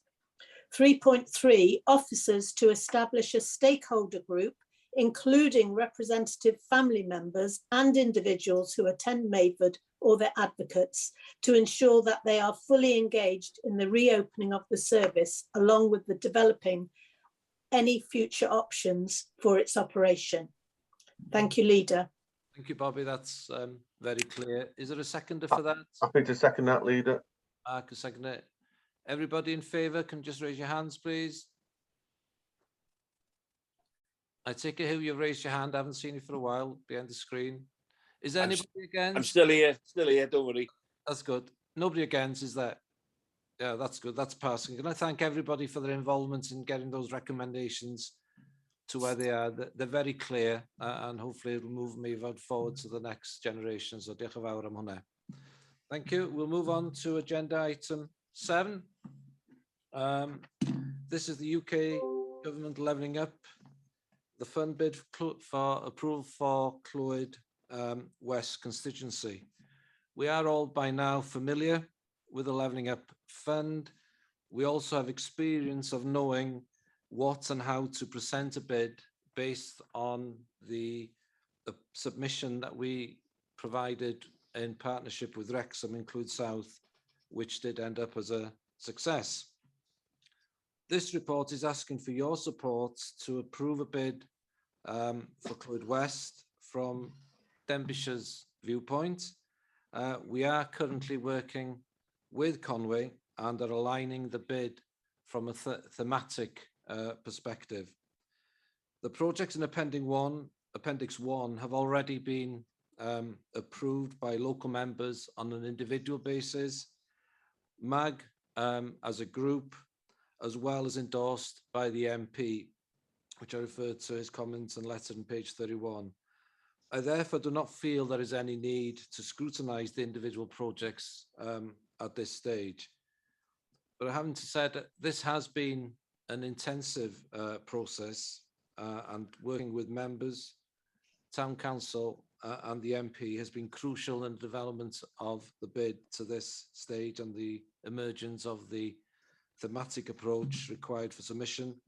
And it's true to say that we have relied on our local members in terms of the information that we have received from the community.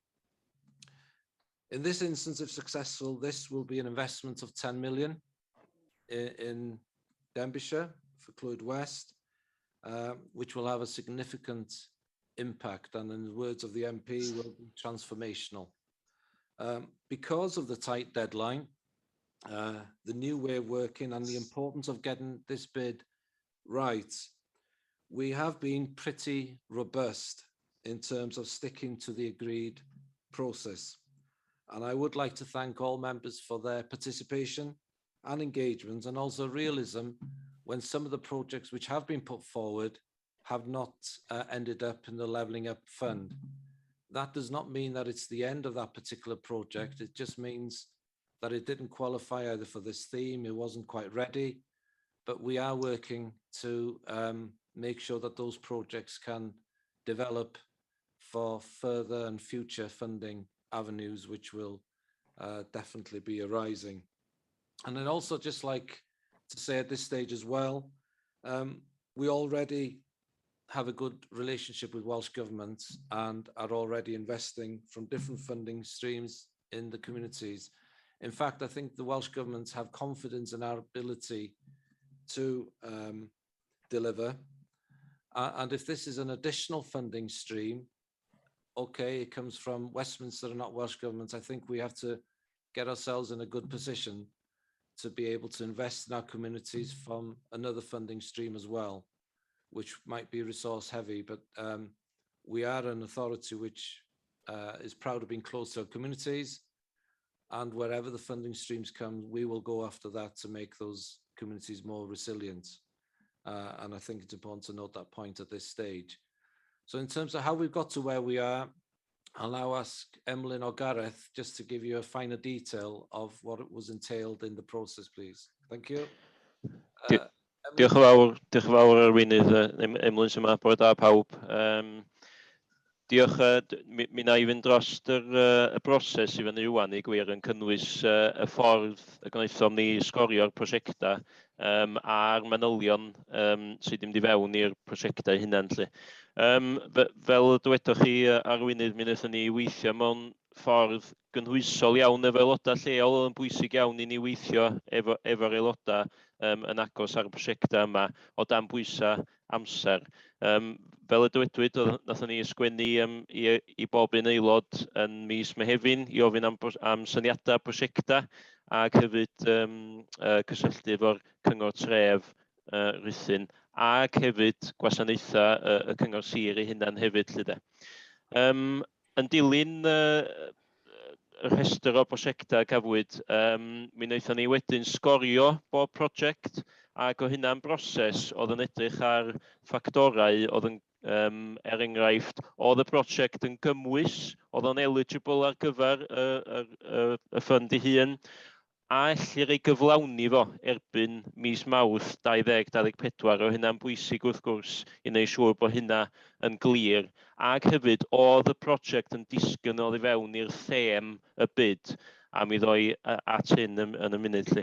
Ond fel y sonir yn barod, os oedd y prosiect ddim yn gymwys ar gyfer levelling up, mi rydym yn sicr yn mynd I ddod yn ôl at aelodau lleol I edrych, wel pa gyllid allu ddefnyddio yn y dyfodol wedyn I wneud siŵr bod y prosiect yna'n cael ei ddatblygu'n bellach ac hefyd yn cael ei gyflawni yn y dyfodol.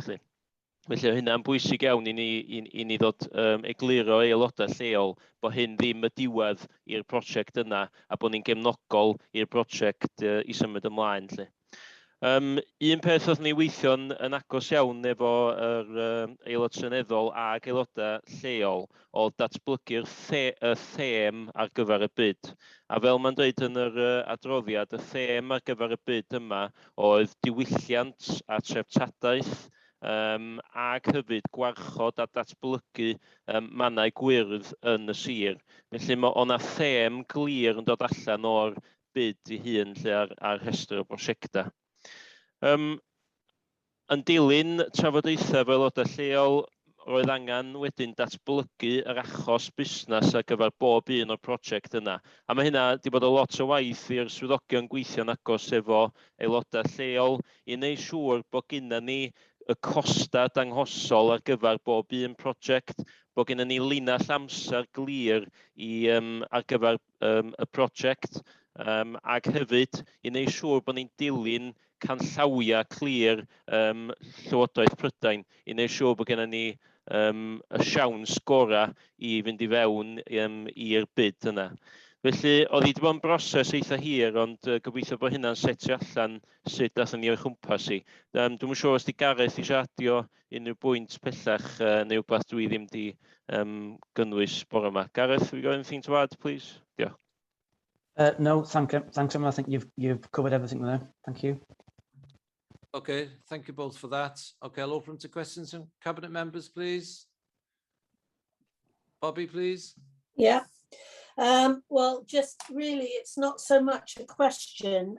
It's just to express my incredulity, if that's a word, on how this has been brought together in such a short time scale. And I must thank Emlyn's team, Gareth, James, Sandra, and whoever else, particularly Gareth, I know, who have managed to pull all these projects together. CLWYD West alone is, there are, I think I counted, I may be wrong, you'll correct me if I am, 13 projects in all going forward.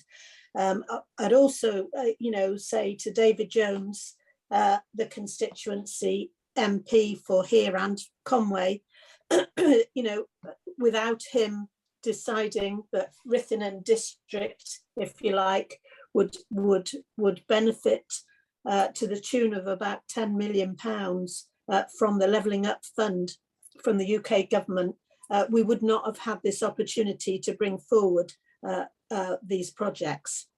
So, I hope, I know he's been 100% behind us, and I know he's approving of the bid, and I hope, against hope, that all this work will be rewarded with an affirmative response from the UK government. Although the amount of detail required was described as indicative, there was still an awful lot of info to be needed. And all those who brought forward the various projects outside of our team in the office, whatever the projects were, there were, as I say, as I think I've counted 13 of them, they all had to have sufficient information, and it all needed to be done in a very tight time scale. So it's, a heartfelt thanks to all of those people who've managed to pull it all together in time for this cabinet meeting today. You've done an amazing job. And I hope at the end of the day that it does pay off. And I wonder, just one small question, do we know, once this is taken through to the UK government by the MP concerned, do we know how long we will need to wait before we know whether or not this has been successful? At this stage, Bobby, no, we do not know how long it'll take. My understanding deadline of being delivered by March 24th stands. So I'd expect a quick turnaround and respond, because there's a lot of work here, isn't there? There is an awful lot of work, I know, but I just wondered if, anyway, I just wanted really this spot on the agenda, if you like, to give my thanks and gratitude to all those people, whether they be people leading the individual projects or the team who are trying to pull all the projects together across CLWYD West, Vale of Clwyd and CLWYD South. You've done a really good job, and you couldn't have done more, I don't think. Thank you, Bobby. I totally agree with that. They've worked tirelessly on this. The one thing I forgot to say as well, Bobby, we did meet the team, that's the regional team that's leading on the LUF, and I did raise with them the need to make decisions very quickly so that we can start delivering on these, again, tight time scale by March 24. So they are aware of a need for a quick turnaround around that. Thank you. Mark? Leader, it's Graham here. Graham, Sorry, yeah. can I just come in on just on one point of detail there? I thank Councillor Bobby Feely for her kind comments in relation to the officers.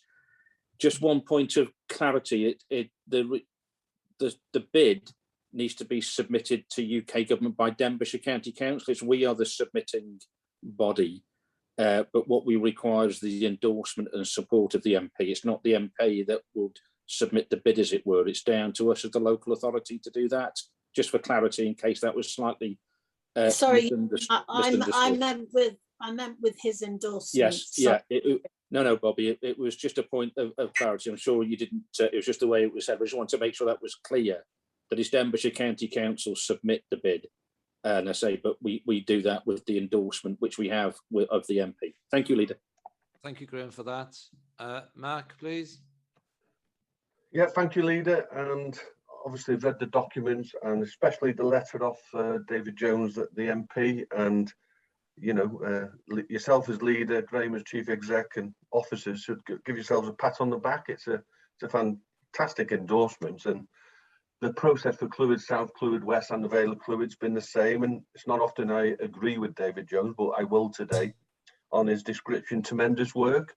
So it is, but I am disappointed that the Vale's not here today before us with their projects. So bearing in mind that the work and the team's been the same on all the bids, can I just have an update on the Vale? So I'm going to support this, and I'm very happy, and I think it's excellent response off the MP, but I am disappointed. So I'd just like an update, because I know the process has been tremendous, why the Vale's not here today. So an update, please. But well done, everyone. Yeah, thank you, Mark. Yeah, the Vale's not quite relevant to this report, but it's right to ask the question. There are still ongoing discussions with the MP, where we haven't addressed some of the challenges that he's provided for us in terms of allocating all projects into the Vale of Clwyd bid. So we are ongoing discussions on that one. I still hope and expect that the Vale of Clwyd bid will be coming to Cabinet in December. So it's on track, probably missed a month, as we know, but the intention is still to bring it in within the time scale. Okay, thanks for that. I was asked the question, so I hope you don't mind me raising it now. But for joking about, thank you. Thank you, Mark. Graham, did you want to come back on that? Graham, I just saw your hand up. I was wondering if you wanted to come back on that. No, you're on mute, Graham. Sorry, yeah. Legacy hand removed. Thank you. I feel bad by not asking you earlier on in the meeting, Graham, so I'm trying to make it up to you. No, it's okay, Leader. Thank you very much. Thank you. Okay, Hill, please. Diolch, Leader. I just want to say, I mean, Bobby's covered most of it, in all fairness to her. I think this is a massive opportunity for Denbighshire. We have to capitalise on this. I think the way I look at it is that with these plans ahead of us, it touches everyone, from children to adults, right across our communities, and not just about tourism. So I think there's clear benefits here for people who live in the area, which is really important, that we have improved facilities for them. You know, like, so, you know, in some of the details, that the local park in Rhythm has still got the same rocking horse that I had when I was 30 years of age on it. So it's, you know, it's been there a long time. So there's some really positives here. I also, some of these plans are really exciting, because if approved, we would no longer be patching things up as we go along. It'll have a significant difference to the economy and to people's lives. So I'm fully supportive. Gareth, Emlyn, you know, your team has worked really well. You've had a few challenges off us along the way, because I've questioned a few of the projects, as you know, and you've risen to that challenge, and well done. And I know the work gone in is immense. So I'd just like to thank everyone, and just urge everyone to get behind this now. And then hopefully next month we can bring the Vale in, and we can get them on board as well. And then we've got 2 projects signed off and ready to go, and hopefully get the nod. So diolch yn fawr. Thank you. Okay, Brian. Yeah, well, there's been comments about other bids. I think I'll ask a question. Where's the Clwyd South bid? They've won that one, haven't they? So how's that progressing? I'm not sure what the state of play now is, but it was mentioned in the House of Commons that we've been successful. So I'd expect things to be moving on along that. I don't know, Gareth, if you've got anything to add to that. Yeah, thank you, Leader. We haven't received the formal offer yet from UK government. We received some documentation about a week ago, a huge spreadsheet requesting some information from us, an update as to where's any changes to the project. So we've been completing that spreadsheet along with colleagues in Wrexham, and I think that has to be submitted to UK government by tomorrow. In the background, we are, of course, having conversation with the various project leads to begin to mobilise those projects, to begin to understand the additional resource requirement, the additional project management resource required to deliver those. So work starting in the background to begin to mobilise, and still waiting for the formal grant award from UK government. Thank you, Ida. Okay, Brian. Yeah, it just all gone dead. I hadn't heard anything. Obviously, heard about we'd been successful, but nothing since. So that's good from Gareth. And last word from me on Clwyd West, and echoing what Councillor Hillage Roberts has said and Councillor Bobby Feely. Those projects with the community emphasis on them will, if it's successful and they're implemented by March 2024, you will get an immediate difference in the community, an immediate difference. And for me, that's a big thing, that the community will see an immediate benefit once the projects have been delivered. March 24, lots of people will be benefiting. And I suppose that's one big thing about this Levelling Up Fund, when it's community angled. Thank you, Leader. Good. Okay, thank you. Any other comments from Cabinet members? I can't see anything. No. Okay. Any other members want to comment on the report? Emrys, please. Ie, diolch yn fawr. Ie, ga i hefyd ddatgan fy nghefnogaeth llwyr naturiol i'r hyn bydd yn gobeithio yn gallu digwydd yn Rhuthun ei hun, ond hefyd jyst gael wisgo'n het fel cadeirydd grŵp aelodau lleol ardal Rhuthun hefyd. Dwi'n hynod o falch fod yna brosiectau eraill yn cael eu cynnwys yng Ngwyddelwen, Bryn Eglwys, Loggerheads ac ati yn y cymunedau Moel Fama ac ati yn y cymunedau hyn sydd yn mynd i elwa hefyd. A gobeithio fyddwn ni'n gweld ffrwyth hyn, fyddwn ni'n cysylltu'r cymunedau hyn a dre, a bydd y bob ardal yn elwa o'r hyn fydd yn cael ei ddatblygu. Diolch, Emrys. Diolch yn fawr. Any other one? No? Okay, I'll come to the recommendations. 3.1, that Cabinet support the theme of the bid, the proposed projects to be included in the bid and the broad indicative value of each project. 3.2, that Cabinet provides delegated authority to the Chief Executive Officer and Head of Planning, Public Protection and Countryside Services in consultation with Section 151 Officer, Head of Legal, HR and Democratic Services and the Leader to refine the projects and project costs as required, and to agree for a bid to be submitted to Welsh Government from Denbighshire County Council in partnership with Conwy Borough Council for the constituency of Clwyd West. And I move those recommendations. I'll second, Leader. Did everybody support that? Nobody against? Okay, thank you, and thank you for your support. And diolch i'r swyddogion hefyd. Okay, do you want a 10-minute break? Yes, we will have a 10-minute break. Thank you.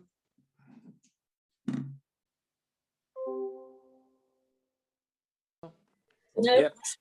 can't tell. Half of them don't tell, put I'm their guessing. videos on. Yeah. Okay, we'll move on to agenda item 8. Regional Memory Assessment Support Service invitation to tender. Bobby, please. Yeah. So although a substantial pot of money has been provided by Welsh Government to prioritise support for people living with dementia in the North Wales region, this report before you today focuses on the process for achieving this aim and hopefully for you to agree Denbighshire County Council may act as the lead commissioner. The North Wales Regional Partnership Board, through the Regional Collaboration Team, has secured additional and recurring funding to the value of round about 672,000 per annum from the Welsh Government for the purpose of developing an enhanced regional approach to supporting individuals who have memory issues, concerns or dementia at the pre-assessment and post-diagnosis stages. The North Wales Regional Integrated Memory Assessment Pathway will deliver a regional service that is easy to access, efficient, effective and equitable for the population with dementia and their carers. There are 3 parts to the pathway. One is the pre-assessment education and support services at the beginning of the memory assessment pathway, delivered through the regional third sector commission services. Part 2 is the clinical assessment delivered by the Health Board, primary care, mental health, older people's services, audiology and other associated clinical teams. And part 3 is the post-diagnostic support services at the end of the pathway, delivered through the regional third sector commissioned services. Partner commissioning managers and service managers met to develop the regional memory assessment service pathway and agreed to commission parts 1 and 3 on a regional basis. As Denbighshire County Council are the host authority for the Regional Collaboration Service, Cabinet approval is requested for Denbighshire County Council to act as the lead commissioner on behalf of the Regional Collaboration Team, which is 6 local authorities, Betsy Cadwallader University Health Board and partners in North Wales, on an invitation to tender with a potential contract value of 3.36 million over a potential 5-year period for the Regional Memory Support Assessment Service. So I know it sounds quite involved, but basically the focus here is on Denbighshire, you in Cabinet accepting Denbighshire to act as the lead commissioner. Okay, thank you, Bobby, for that. I think Katrin, are you here, just in case anybody's got any questions? I can see I Katrin. am, yes. Oh, you are. There we are. Katrin, do you want to add anything to what Bobby said there? I think most of it's been covered, really. I suppose just to reiterate that all the partners are keen to do a joint commissioning exercise on this particular element of the pre and post diagnostic support. There'll be no additional costs or support expected from Denbighshire County Council. All of that will be given from the regional collaboration team. It is, as Bobby said, it is the fact that Denbighshire being the host for the regional collaboration service, that's why we're asking you if you could undertake the procurement or support this procurement process on this particular commissioning service for us. Okay, yeah, Katrin. Okay, any comments from Cabinet members or questions? Seems really clear, doesn't it? Could I just ask one, please, on the risks, the assurance on 10.2 of the risks? Steve, probably, or Katrin, is that an internal document where the risk of legal challenge is agreed by all stakeholders? Is that something that happens as part of the contract or as part of something, an agreement between the legal teams, or I'm just asking a question? I think that's a legal document from the Regional Collaboration Board that covers the each of the partners. Yeah, effectively, whoever takes the lead is indemnified by each of the partners in respect to the risk of legal challenge. Right, okay, that's clear. Thank you for that. So nothing from Cabinet members. Other members with any questions, please? I don't think I can see anything. No, that's clear. Okay, thank you, Bobby. Can you come to the recommendation? I'll just turn off my video again, just in case. So the recommendations are that Denbighshire County Council act as the lead commissioner for the Regional Memory Support Assessment Service. that the ITT exercise is led by the Denbighshire County Council procurement team in order to ensure due process is followed, which is appropriate to the level of the potential contract value. That the committee confirms that it has read, understood and taken into account of the wellbeing impact assessment, agenda item Appendix 1, as part of its consideration. Thank you, members. Thank you, Bobby. That's been moved. Someone second that? Julian second it. Is everybody in agreement? Nobody against? Thank you, everyone. Thank you, Katrin, for putting it together. That's been moved. Diolch, Katrin. Please gweld it up. Yeah. Thank you. Agenda item 9, tender of new fleet vehicles for the new waste model. Brian, please.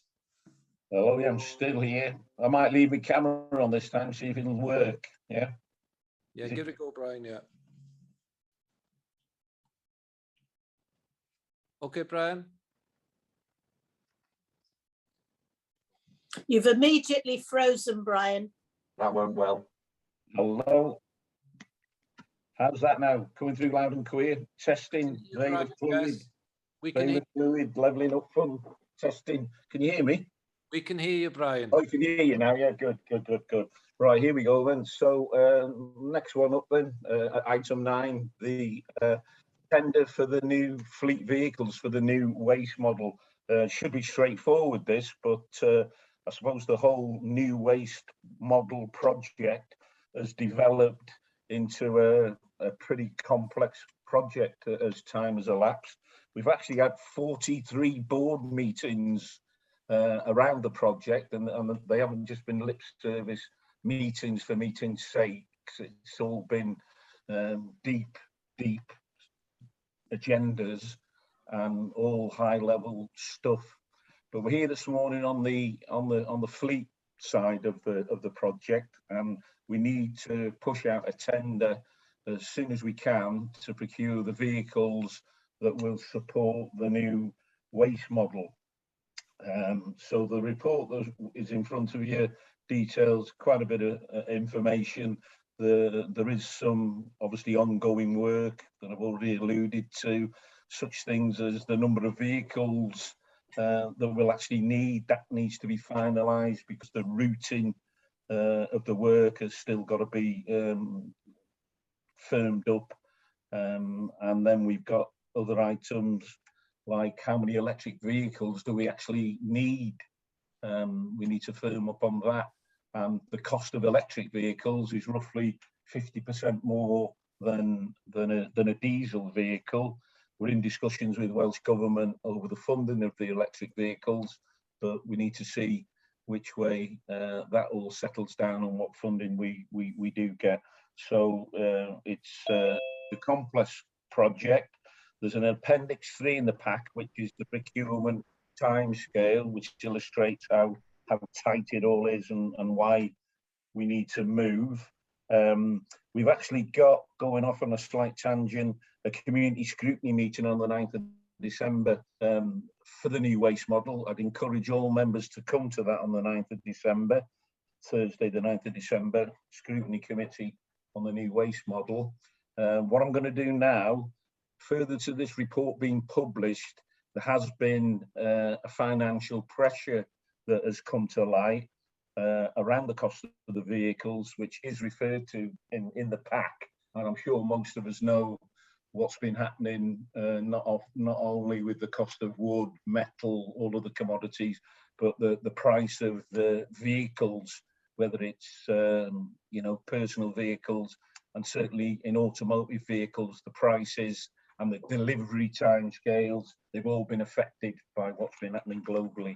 So I want to invite Tony Ward to enlighten you on this latest bit of information that's just recently come to hand, as I say before, after the report was published on an additional financial pressure.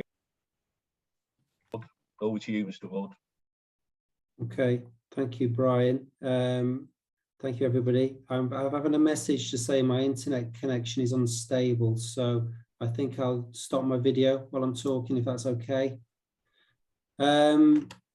Okay, yeah, today we're simply asking for permission to start the procurement process for the fleets required for the new waste model. As Brian has alluded to, since the Cabinet report was submitted, the fleet manager, Chris Brown, who's with us today, has been able to update the latest indicative costs for the proposed vehicles that we wish to procure. Unfortunately, due to the tight timescales to submit the report to Cabinet, we weren't able to provide this update in time for it to be included in the report. And it was really important that we were able to submit the report in time for this meeting to enable the tender to be progressed in December.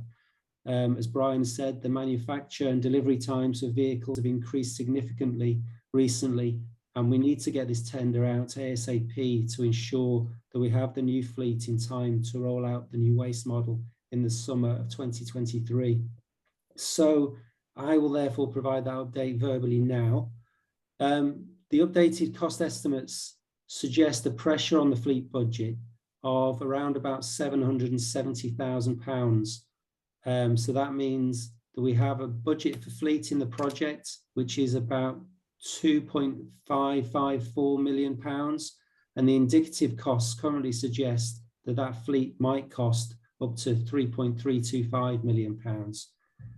However, it's very true that we won't actually know the costs of the fleet until we have the tender returns back in January. The pressure is due to around about a 25% increase in the market price of vehicles for reasons that are beyond our control. The pressure on fleet costs will be met from the risk and contingency sum within the overall waste project budget, which currently stands at £2 million. We will face other calls on that contingency sum. For example, when we go to tender for phase 2 of the depot construction, we expect a pressure there due to the increasing cost of materials. We should have a tender cost return for that element by spring 22, and we will update Cabinet on the position then. We have had initial discussions with Welsh Government about the possibility of accessing additional Welsh Government funding to meet some of these cost pressures, and these discussions are currently ongoing. So the key point here is that we have a £2 million risk and contingency pot to address cost pressures across the whole waste project. We currently believe we have a pressure of around about £770,000 on the fleet element, which will be confirmed when we get the tenders back. And this pressure will be met by that £2 million risk and contingency sum. However, we know that there will be further pressures when we go to phase 2 of the depot build, and we will look to address those pressures with the balance of that contingency sum. However, we felt it was important to highlight this today, and also to highlight that the level of cost pressure is currently uncertain because we haven't been to tender yet. Once the cost pressures have been firmed up, we will of course update on the position. And in the meantime, as I said, we're exploring options with Welsh Government to access additional funding to address these pressures. So we feel we have the mechanisms to deal with these pressures at the moment. And today we are, as I said earlier, simply asking for permission to start the procurement process so that we are able to procure our fleet in time for the service change. I hope that was clear. I'm obviously here to answer any further questions in relation to that or anything else in the report. And I also have with me Chris Brown, Fleet Manager, and also Joanne Taylor, who's the Project Manager for the mobilisation element of the waste project. So between us, we should be able to answer any questions you've got today. So thank you for that. Thank you for that, Tony. Brian, do you want to come back? Just a small, well, not a small item. If I just apologise to Chris Brown and Joanne Taylor, couldn't see them on the screen when I started talking, so apologies for that, and a belated welcome to the meeting. Thank you. Yeah, thanks. Julian, on this element. Yeah, but first of all, I totally support the recommendations in the report. We need to get out and do it, if for no other reason than we don't want the cost to increase even more. In terms of the projected, it is only at this stage, I realise, a projection in terms of the estimated cost being quite considerably in excess of what was in the original plan. Clearly, from what Tony has said, there's no issue with this particular contract as such because of the availability of the risk pot that's already in place for the overall project. I suppose and this is the one that you can't answer, Tony, because we still got so much that's out to tender and will be going out to tender. Clearly, that would only leave around about 1.2 million. If we have to use the whole amount of that, we'd only have about 1.2 million left in that risk pot. So there is a likelihood at some stage between now and when we roll everything out that there will be a shortfall that will need funding. Is that what I'm potentially reading to that? In which case, it's probably a question for Steve as to how we would accommodate that. It's certainly possible, Julian, that when we get all the tenders back, that there may be a pressure there. Obviously, as you said, we don't know yet. If we do have to use the whole, if we do have that pressure of 770,000 on the fleet and we have to take that out of the contingency pot, you're right, it does still leave us with more than £1.2 million in the contingency pot, which is actually quite a lot. So we're not uncomfortable with the position we're in as a project as a whole at the moment. But there is a possibility that that £2 million isn't enough. We just don't know yet. As I said, we are in conversation with Welsh Government about about the possibility of accessing additional funding to cover that eventuality. So we are hopeful that even if we get to that point when 2 million isn't enough, that we do have a way of managing it. But it's, as you rightly said, it's impossible to say with any certainty at the moment, I'm afraid. So just for clarity, Tony, it's important that we are able to support these recommendations to get those costings back, whilst appreciating there's already a pressure emerging, but the contingency does cover that. But there'll be more detail for us back in January. There will, Leader, yes. And it's obviously not what we're not doing today is committing to anything. We're just going out to tender. And that's what we're asking for permission to do, so we can understand the costs with more certainty. So yeah, there'll be more detail when we come back. We'll be asking Cabinet to give us permission to award a contract. Okay, thank you. Yeah, so if I could just come back, Leader, I suppose the issue with that, as I say, is not for that particular contract award, because there will still be sufficient headroom within the overall funding envelope for the programme to allow that contract to be awarded if it is in the region that you think is going to be. It's what might that knock on to a bit later. I think that's the issue. So I don't think there'll be a problem with awarding this contract if it's in that sort of region. But okay. Steve might well want to add something. I'm going to call Steve Gard in now, really. Steve? Thanks, Chair. Leader, yeah, just to be clear, the project informed me of this last week, so it was almost as soon as the figures were coming back from Chris. We've been involved in all the discussions, and I think Julian's right that this element of the project is still fine, because even if it comes in at the 770 overspend, there is still contingency enough in the project. I think we just felt that this was obviously the first opportunity to raise the risk that it is likely, as other projects we're seeing it in other capital projects, that costs are increasing, and therefore there may be a pressure going forward that actually exceeds the 2 million. As Tony said, there's lots of sort of work ongoing over the last couple of weeks and ongoing for the next couple of weeks to try and find both external solutions, which would obviously be the preferable one, so external funding from Welsh Government, but also internal ones around options around potential borrowing, perhaps for the fleet element. From the overall revenue element of the project. So work's ongoing to look at the detail on that between finance and the project. So the various options still available to us.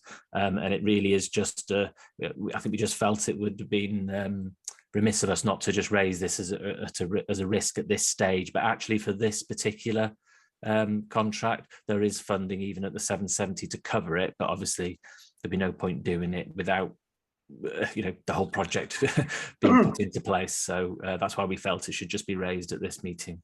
Yeah, good. No, that's good, and that's very clear. So all cabinet members are familiar with that. Yeah, okay, Brian, did you want to come back? Yeah, just a quick one. Yeah, with that sounding foolhardy, if you look close enough now across the board, you will see that prices are starting to pare back a little bit. It's not good enough for it to hit the media or anything like that, but prices across a number of sectors are starting to drop back a little bit. And history tells you that will happen. I know we're in unprecedented times, but costs go up and costs come down. So that could be a little thread of comfort. And then when I mentioned 43 board meetings, as you'd expect, every board meeting has a segment attributed to the finance of the project. It's always taken seriously. We're always reviewing it. And I can sort of assure everyone concerned that we're all aware of it, the key people in the team. And we've got that safety valve figure of 500k, if anyone can remember that far back, which was put in that if the return on the project dipped to that figure, we would report back to Cabinet. So that still holds true, that. So I suppose what I'm saying, we have it in control. Obviously, we can't control the costs if they run away exceedingly, but I'm comfortable. I'm comfortable the way it is going. Thank you, Lee. Okay, thank you for that. Mark? Yeah, thank you, Chair. Just thank to Joanne and Chris. Good report, easy to read, so thanks for that. Much appreciated. Just want to touch on the risks. So it talks about the electric cost, and if Welsh Government doesn't fund the gap between diesel and electric, we'd have to agree a fallback position. So obviously we're keen to have electric if we can, but I understand the debate. And it talks about maybe going all diesel, but I'd like that chat before we make that decision. So it's just a commitment to engage if we have to look at that, because obviously the more we invest in electric, the cheaper it gets, as just been mentioned. So just that commitment that that conversation will happen if needed with us. Thank you.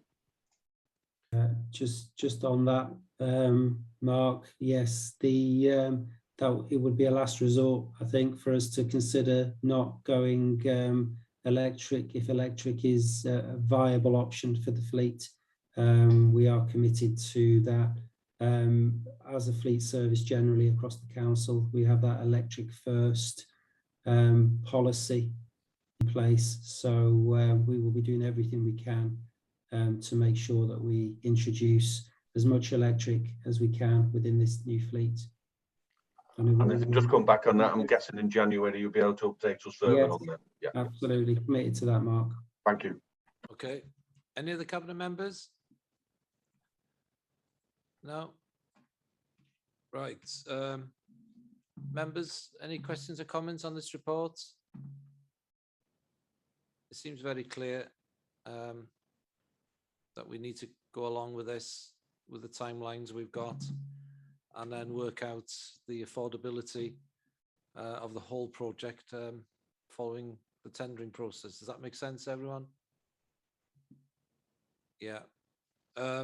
Chris or Joanne, did you want to, have we missed anything in the conversation which you'd like to highlight with us? Chris first. No, Chair. I mean, if there are any specific questions for me, then I'm happy to take any, but generally it's been covered, I think. Thanks, Chris. Joanne? I just wanted to double check that we are happy to implement immediately. That's one of the sources in the report, rather than waiting for a cooling period.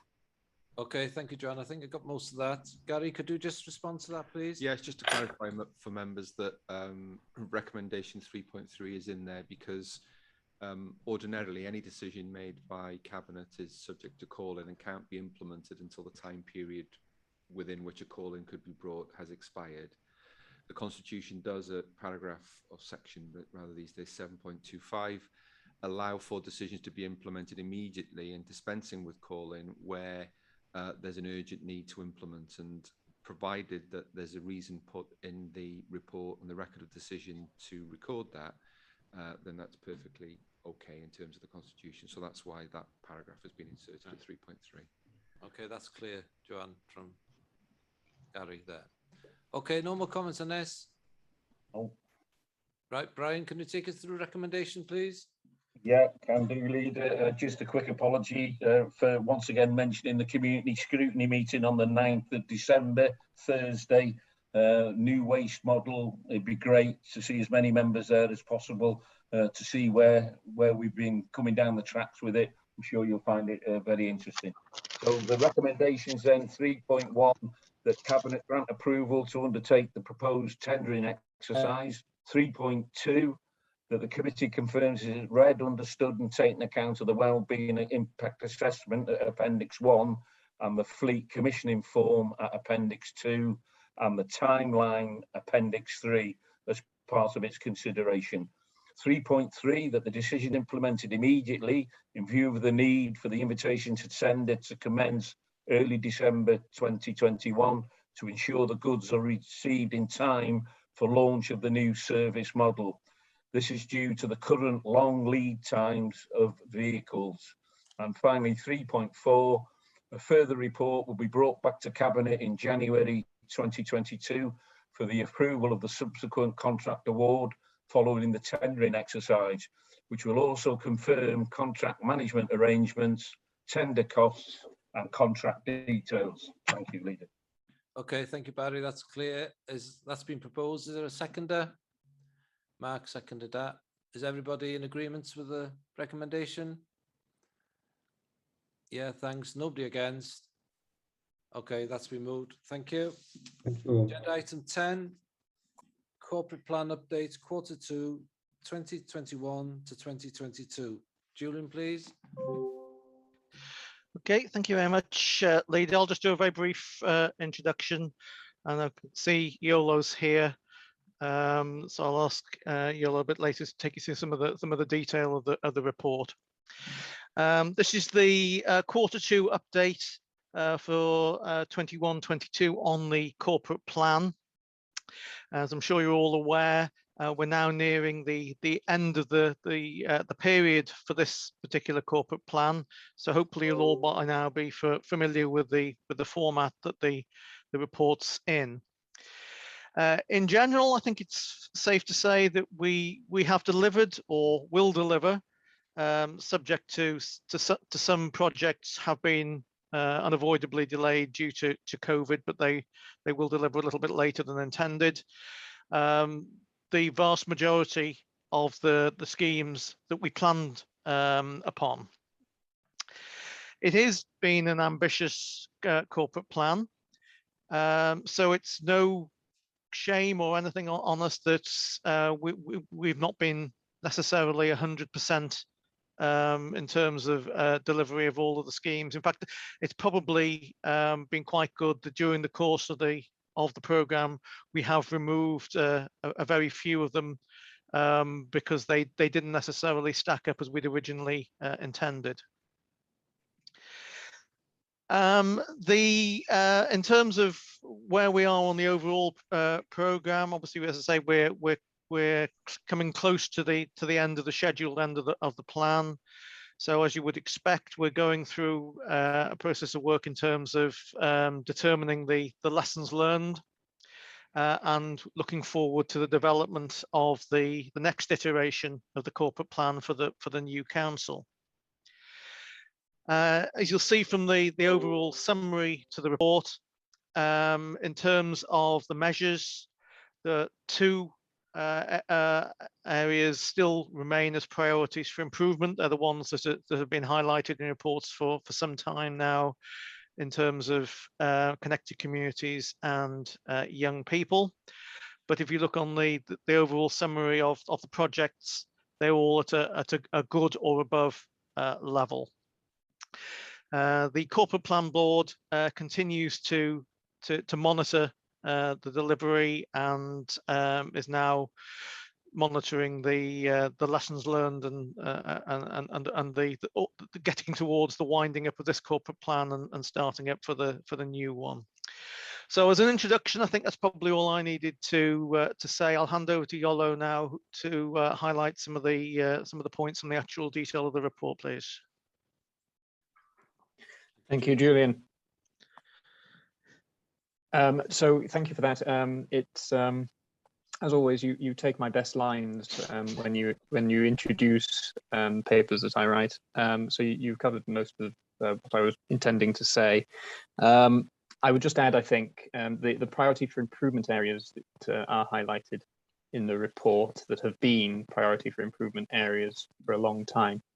I think it's fair to say that those are reflecting areas that are only within our influence, perhaps not entirely within our control. And that's where the projects are helpful, because the projects are more in our control and thankfully showing better performance.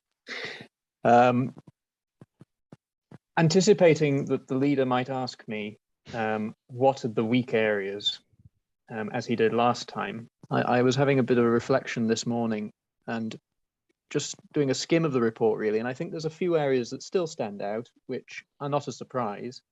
The SARF figures are still high. I know in the report we've said that we're anticipating the outcome of an investigative report into that to understand better. But that report won't come until the end of the year. So we will report on that in the next paper. Under the connected priority, I would say the only project area that's of concern is the travel project. I think the board has recognized there that progress has been slow with that project. And I would say, you know, it's probably due to the need for a project management role there. The environment and resilient priorities broadly seem healthy to me. I don't have any concerns in those areas. There's a lot of good work going on. And then under the young people priority, I think we've got new healthy weight data for children in our primary schools. It has improved, but it really is still a concern. It ranks us currently now at 13th. So we are below the median. And it puts a bit of pressure, I think, on our school nutrition project, which has been a great pilot, but it will be coming to an end in terms of its funding. So there are some considerations there as to what extent, again, we can influence or control the statistics around the weight of our young people. And then the final part of the report, the corporate health outcome, I would say this is now our third iteration producing a report in this style, and geared on by the requirements of the Local Government and Elections Wales Act and what we need to be writing about and looking at when we're self-assessing ourselves. I think the reports have been enhanced. We are now practiced at looking at what's going to all our committees. We're looking at all our news items, and we're trying to draw all those stories into this report. It is, again, a lengthy report, but there's a lot to talk about. We're a busy council. Broadly looking at the corporate health outcome, I actually have few concerns at the moment. The 7 governance areas seem healthy. I would just highlight that perhaps sickness absence is creeping up, but that's perhaps no surprise given the 2-year hell that we've all been through, and you know, it's flu season. So that might contribute towards that increasing. That's all from me, so I'm happy to open it up to discussions from members. Thank you for that, and it's always concerning when an officer has anticipated a question before you've asked it. So I'll think of another question you'll this time.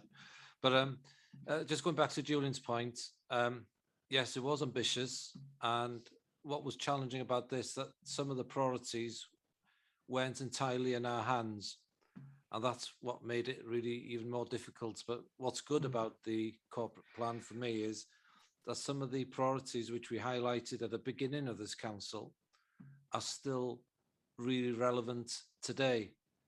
So probably the hope is that the services will take on board some of the priorities from this corporate plan and embed them in the way that they think and plan for the next few years. So it's not the end of the matter when this corporate plan comes to an end, that some of these will continue. And one of the priorities which did prove quite challenging was the digital one, where it was quite clearly not in our hands, but we went there with good intentions and we made small little, we've moved forward with some things, but not to the level that we'd hoped. But it's good that we're able to explain why that priority didn't move forward at the pace we would have liked it to do as well. Okay, I'll open up for questions from members. Are there any questions? No, it all seems covered from cabinet. Okay, fine. Other members, any questions or comments? I can't see anything. Okay, that's good. Back to you, Julian. Thank you, Ola. Back to you, Julian. Okay, thank you, Leader. So the recommendations are 3.1. It's recommended the Cabinet consider the report and agree any further actions required to respond to any performance-related issues highlighted within the report. Obviously, you haven't done that, thankfully. 3.2, subject to any agreed changes, Cabinet confirm the content of the draft report. Okay, that's been moved by Julian. Someone second that? Mark seconded it. Everybody supporting? Nobody against? Okay, that's been moved. Thank you, Julian. Thank you all for that. Yeah. Okay, we'll move to agenda item 11, finance report. Okay, thank you very much again, Leader. My usual finance report to the end of October. 3 points to highlight. You'll see that the projected overspend has increased somewhat from about 656,000 reported last month to just under 1.2 million pounds in this report. And I'll come to the reason for the variances in a moment. In terms of our corporate budgets, we're still projecting a break even, although some of the usual suspects are still present in terms of uncertainties, in terms of levels of council tax receipts, take-up of council tax reduction scheme, and the pay settlements. Been some slight positive movement on that in respect that there's been the announcement on the teachers' pay element, which can be accommodated within what we'd already made allowance for. However, the non-teachers' pay settlement remains outstanding, and there's still I think it'd be fair to say, a pretty wide disparity between the respective sides, between the employers and the unions. In terms of our schools balances, the credit balance is projected to be around about £3.8 million, which is, as previously reported, a reduction on what we began the financial year with. However, that was always the intention to reduce that and to draw down on that because of the receipts of one-off Welsh Government grant at the end of the last financial year, which I suppose artificially increased that credit balance figure, and we're now seeing that being drawn down. Appendix 2 to the report gives you some breakdown and context on the variances from previous reports, and the two areas which primarily have made up that increase in the projected overspend figure I reported at the beginning. There's been within highways and environments, the figure has increased by around just over £100,000, largely due to increases in external consultants required to get us back up to where we were after the delays of last year. And common theme, we've been talking about it in other reports today, and will no doubt continue to increases in material costs. But the most significant increase is in planning and public protection, where we're projecting a £464,000 overspend, whereas it was break even last month. And this is almost entirely down to the fact that the new intake for school transport, which came in September, has now been modelled through in terms of the costings for that, and that figure is the projected overspend as a result of the school transport. In terms of the major capital projects in the appendix, again, though they're all generally okay, there's no significant issues that need to be flagged up. Obviously, we just had the issue on the waste project with regards to the fleet costs, but as we did on the last paper say, that is still within the overall funding envelope at that level.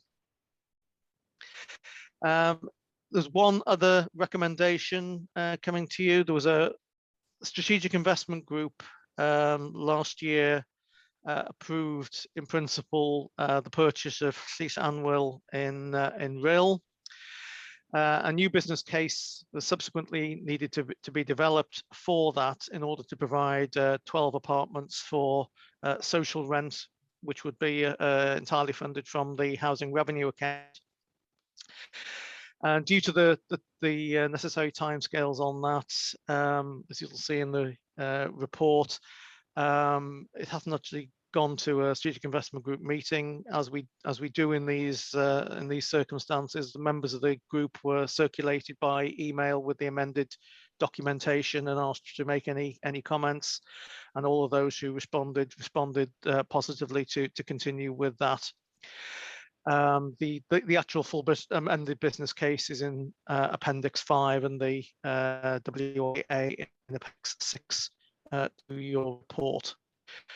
So I think that's probably all I picked up that I needed to highlight. Chair Steve, is there anything you wanted to add? I'm scrabbling around a bit now to find anything to add, Julian. But the only thing I'd add about the school transport is obviously the contracts get less in September with the new once pupil numbers, etc., and what pupils are going where. Now, what's happened this time is that actually there's a number of emergency contracts still in place, and they are obviously those short-term contracts are obviously reflecting the increase in fuel prices and the pressure on driver shortages. So that's it is a particular pinch point now. We are going through the budget process, as I'm sure you're aware, so we will be making an assessment of actually whether to put in a pressure and how much to put in, because some of this, as I think Brian mentioned in the previous item, these costs are probably the highest at the moment and are likely to fall back a little bit. But I think if we could, and depending on the settlement, it would be prudent to put a pressure in for school transport at this stage. But that will come through in future reports. Okay, thanks for that, Steve. While you're on, Steve, just one question from me on the paragraph 9 of the report. And we have to appreciate the Welsh Government have been very supportive during COVID, and without that additional support, we'd be in pretty dire straits. But then you do refer to the fact that some of the criteria for that support is tightening up. Do we know at this point what are the implications of that tightening the criteria is on some services? Is it more services which are more pronounced than others? Yes, they are tightening the criteria, so we're working that through. it's never black and white on this hardship fund, because they go from month to month, and that it's very difficult. But what happens is that the claims go to Welsh Government, and then they get divvied up to all the different departments, and they make their own decisions. But they, there is a noticeable tightening up of what we can claim for. Until we put claim in, we're 100% sure how they'll view different items. So we're probably not quite there on that. Sorry to cross. Could you just put your screen off, please? Sorry. Yeah. Yeah, I was chancing my arm there, wasn't I? Yeah, sorry, I don't know what you missed, but just saying, when you put in the hardship fund claim, they go to Welsh Government, and then it gets divvied up to all the different departments, and they make the decisions on their elements. So the schools bit go to the education department, etc. So we are seeing a tightening of these claims, but we probably haven't seen the full picture until we start getting the results of whether the claims have been accepted or not. So we can probably do some work on that for next month and just let you know where we see any issues or problems. I mean, to some extent, it is a sort of weaning off of the fund. It's not going to continue forever. I think there's some acceptance in local authorities that is okay, and there's nothing that they're withdrawing that you would say that you would argue against, really. In principle, a lot of it seems fair enough, to be honest, at this stage in the pandemic. Yeah, it is one of the things. It is drying up. Yeah. Okay. Point noted on that one. That's it from me. Are there any questions from cabinet members? Sorry, Chair, can I just say Mark Dixon is at the meeting, just for any queries on the CIS annual. Yeah. Okay, thank you for that. Are there any questions or comments from cabinet members? Hi, Leader. Just one small one on the. Let me see, which was it on? Hang on. On the real market development. It says phase 1 is over budget. But it doesn't say how much over budget. I just wondered if anybody has that to hand. Is it a significant amount or a small amount, or on the Queen's Market? Yeah. Julian, do you want me to? Or? Yes, Steve, I haven't got the figure to hand, so if you got it to hand, that's fine. Well, it's a work in progress. That's why we didn't quote the figure, because, as it said, Tom and the team are working really closely with the contractor to give us options, really.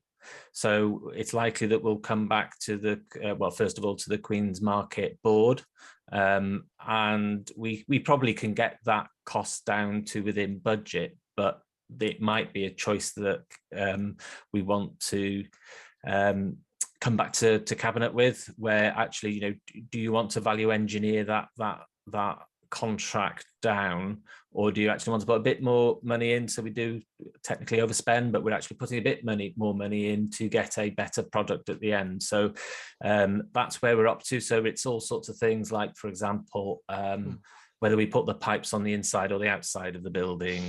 We're down to that sort of granular level of detail to see whether we can get the price down. I think at the moment it was, the first quote was about 1.4 million over. We're a lot lower than that at this stage. But there are options, I guess. So they've come in with, so are you saying they came in with one plan, which was over budget, and now they've come in with another one? No, we're currently still talking to them. Or is this phase it's an 1? iterative process at the moment, so they haven't come back with a final, this is the revised plan. We're currently discussing the detail with them and discussing options of what to include in that final plan. And there might be that there's options on that final plan. So you have option A at one price that, I'm not second guessing anything, that's why we didn't want to put any figures in the report. But one option might be that it comes in under, within the current envelope. Another option might be that it exceeds that, and these are the options for how to fund that overspend. So we just want to be okay. I wasn't expecting exact figures. I just wondered whether it was like £50 or £50,000, or, as you have said, 1.4 million. So quite a lot. Yes. I think it'd also be fair to say that this has been a really complex project in terms of in particular, just in terms of asbestos removal. Yes. That has been an extremely movable feast, and even right at the death, if I can use that phrase, considering I'm talking about asbestos. When we thought everything had been bottomed out, suddenly literally found another hidden boiler room under the floor, which was on no plan, nobody knew about, and which had asbestos on it, which obviously had to be dealt with. I appreciate the asbestos situation, Julian. Yeah. Okay, thank you. Since Mark is here, do you want to just give us a quick overview of Llys Anwyl, Mark, for members who are not familiar with it? Yes, thank you, leader. So you'll probably be aware of it. It's the old tax office opposite Russell House in Churton Road in Rhyl. So the valuation office vacated the premises some time ago. It was on the market for a while. We did look at it, but were told somebody else had bought it. Then apparently the sale fell through. So we made an offer to purchase the property, subject to us getting a planning permission for a residential conversion. That came through at the beginning of this calendar year, and then we completed the sale. So since then, our colleagues in the design team have been looking at what will be required for the conversion. And we're quite an advanced stage with that, in that we've now got tender prices in. So subject to the outcome of this meeting today, because of the value of the contract, we'll be putting a delegated decision report forward to Councillor Thompson Hill for approval to award a contract and then start on site in the new year.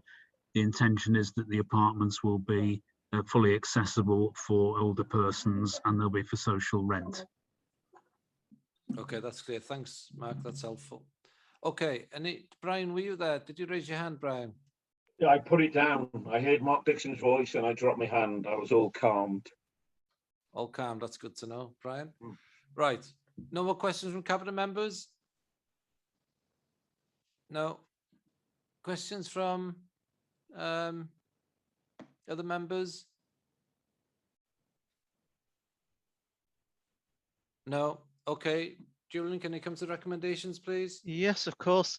Recommendation 3.1, that members note the budget set for 21-22 and progress against the agreed strategy. And 3.2, the members approve the conversion of Llys Anwyl in Rhyl into apartments for social rent as detailed in this report, section 6.7, and then appendices 5 and 6. Thank you, Julian. That's been moved. Someone second that? Is there a seconder? Yeah, Mark. Everybody in agreement? Happy to second. Sorry, I didn't have my thingy. It's okay, Bobby. It's moved on. Is there anyone against those recommendations? No. Okay, that's been moved. Thank you. And agenda item 12, the Cabinet Forward Work Programme. Gary, please. Yes, members will see the Cabinet Forward Work Programme quite busy for December.